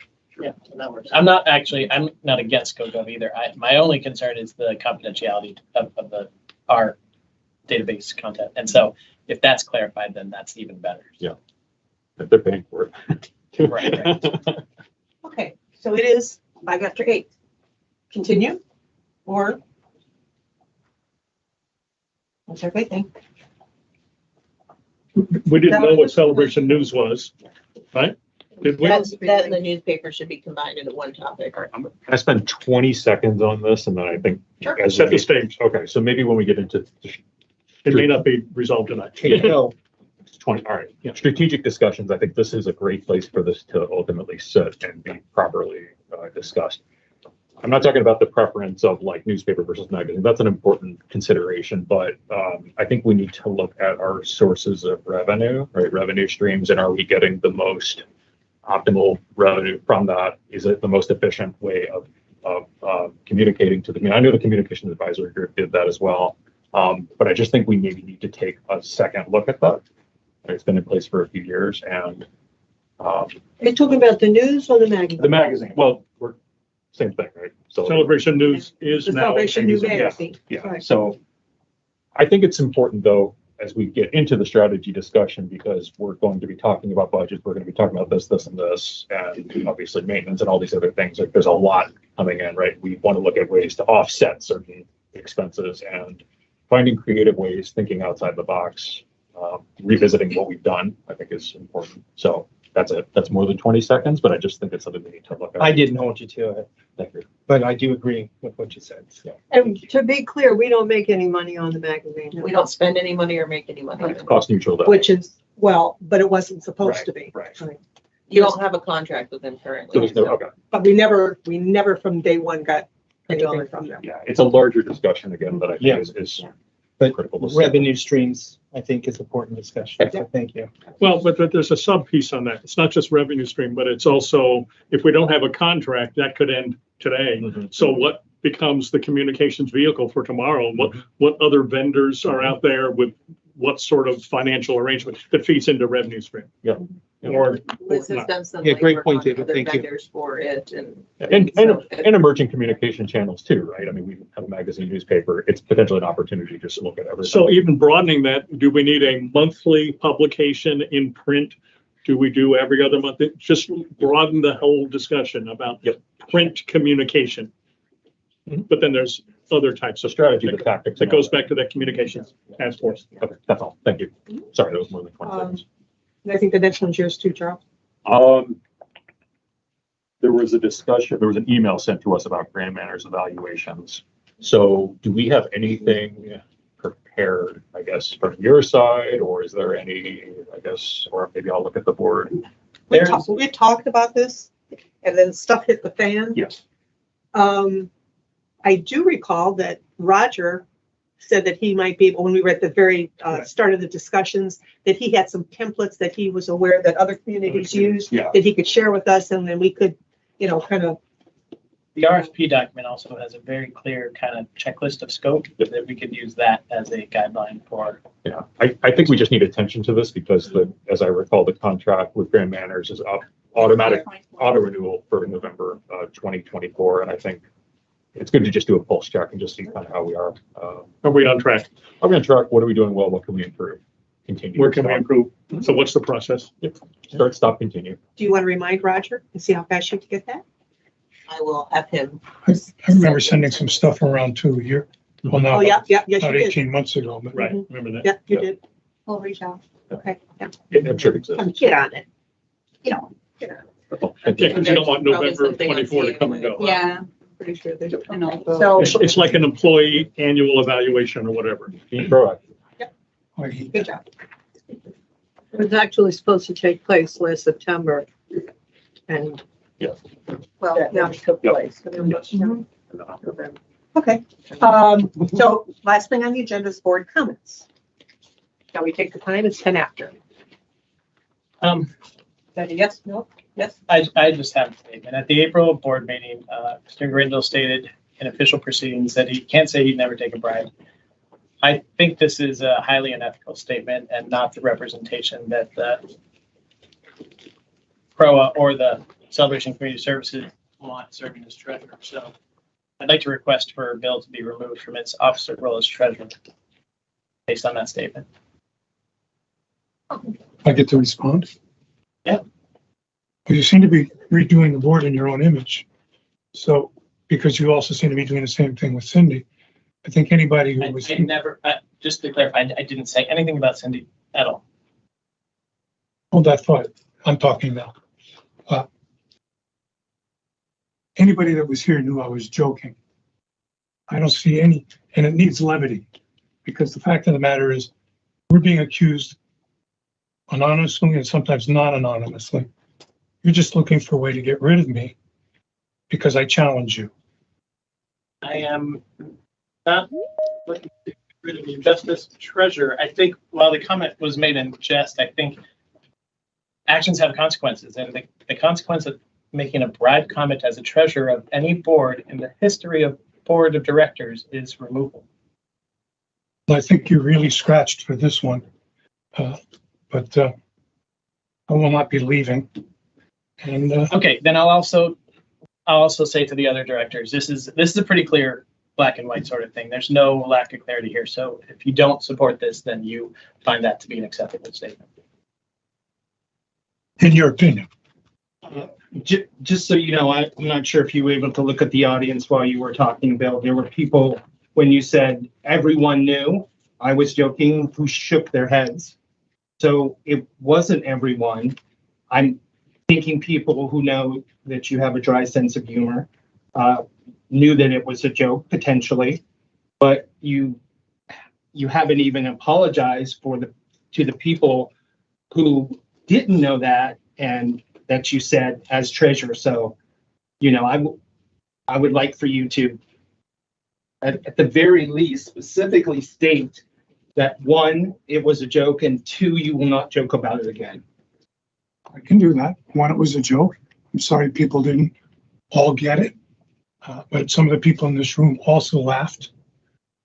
And two, I won't make that joke again, but I don't promise I won't make others. Thank you. Thank you, Bill. Thanks, Bill. Next, that's your only comment, Jared? Yep. Jim? No comments tonight. Charles? No comments. David? Thank you for managing the meeting with a big agenda and within the 8 o'clock general spirit. Thank you. I have nothing. Gil? No. Bill? Wait, you said no, and she said see ya. You said still. No, I He meant it. to say. I just want to thank Lauren and Natalie and Jennifer and Roscoe back here for. Oh, I like that. I gave up the secret. No, thank you, Lauren. Just to go through all of this packet tonight and see everything that Ware Manors has accomplished is just really good. So much that goes unnoticed. You should have listened to me and started tooting your own horn early. So people understand, because some of it is just subtle and they would never know if we weren't pushing you to think, see. So with that said. Motion to adjourn. David, second? Second. Jared? All in favor? Aye. Good night, everybody. Night. Good night.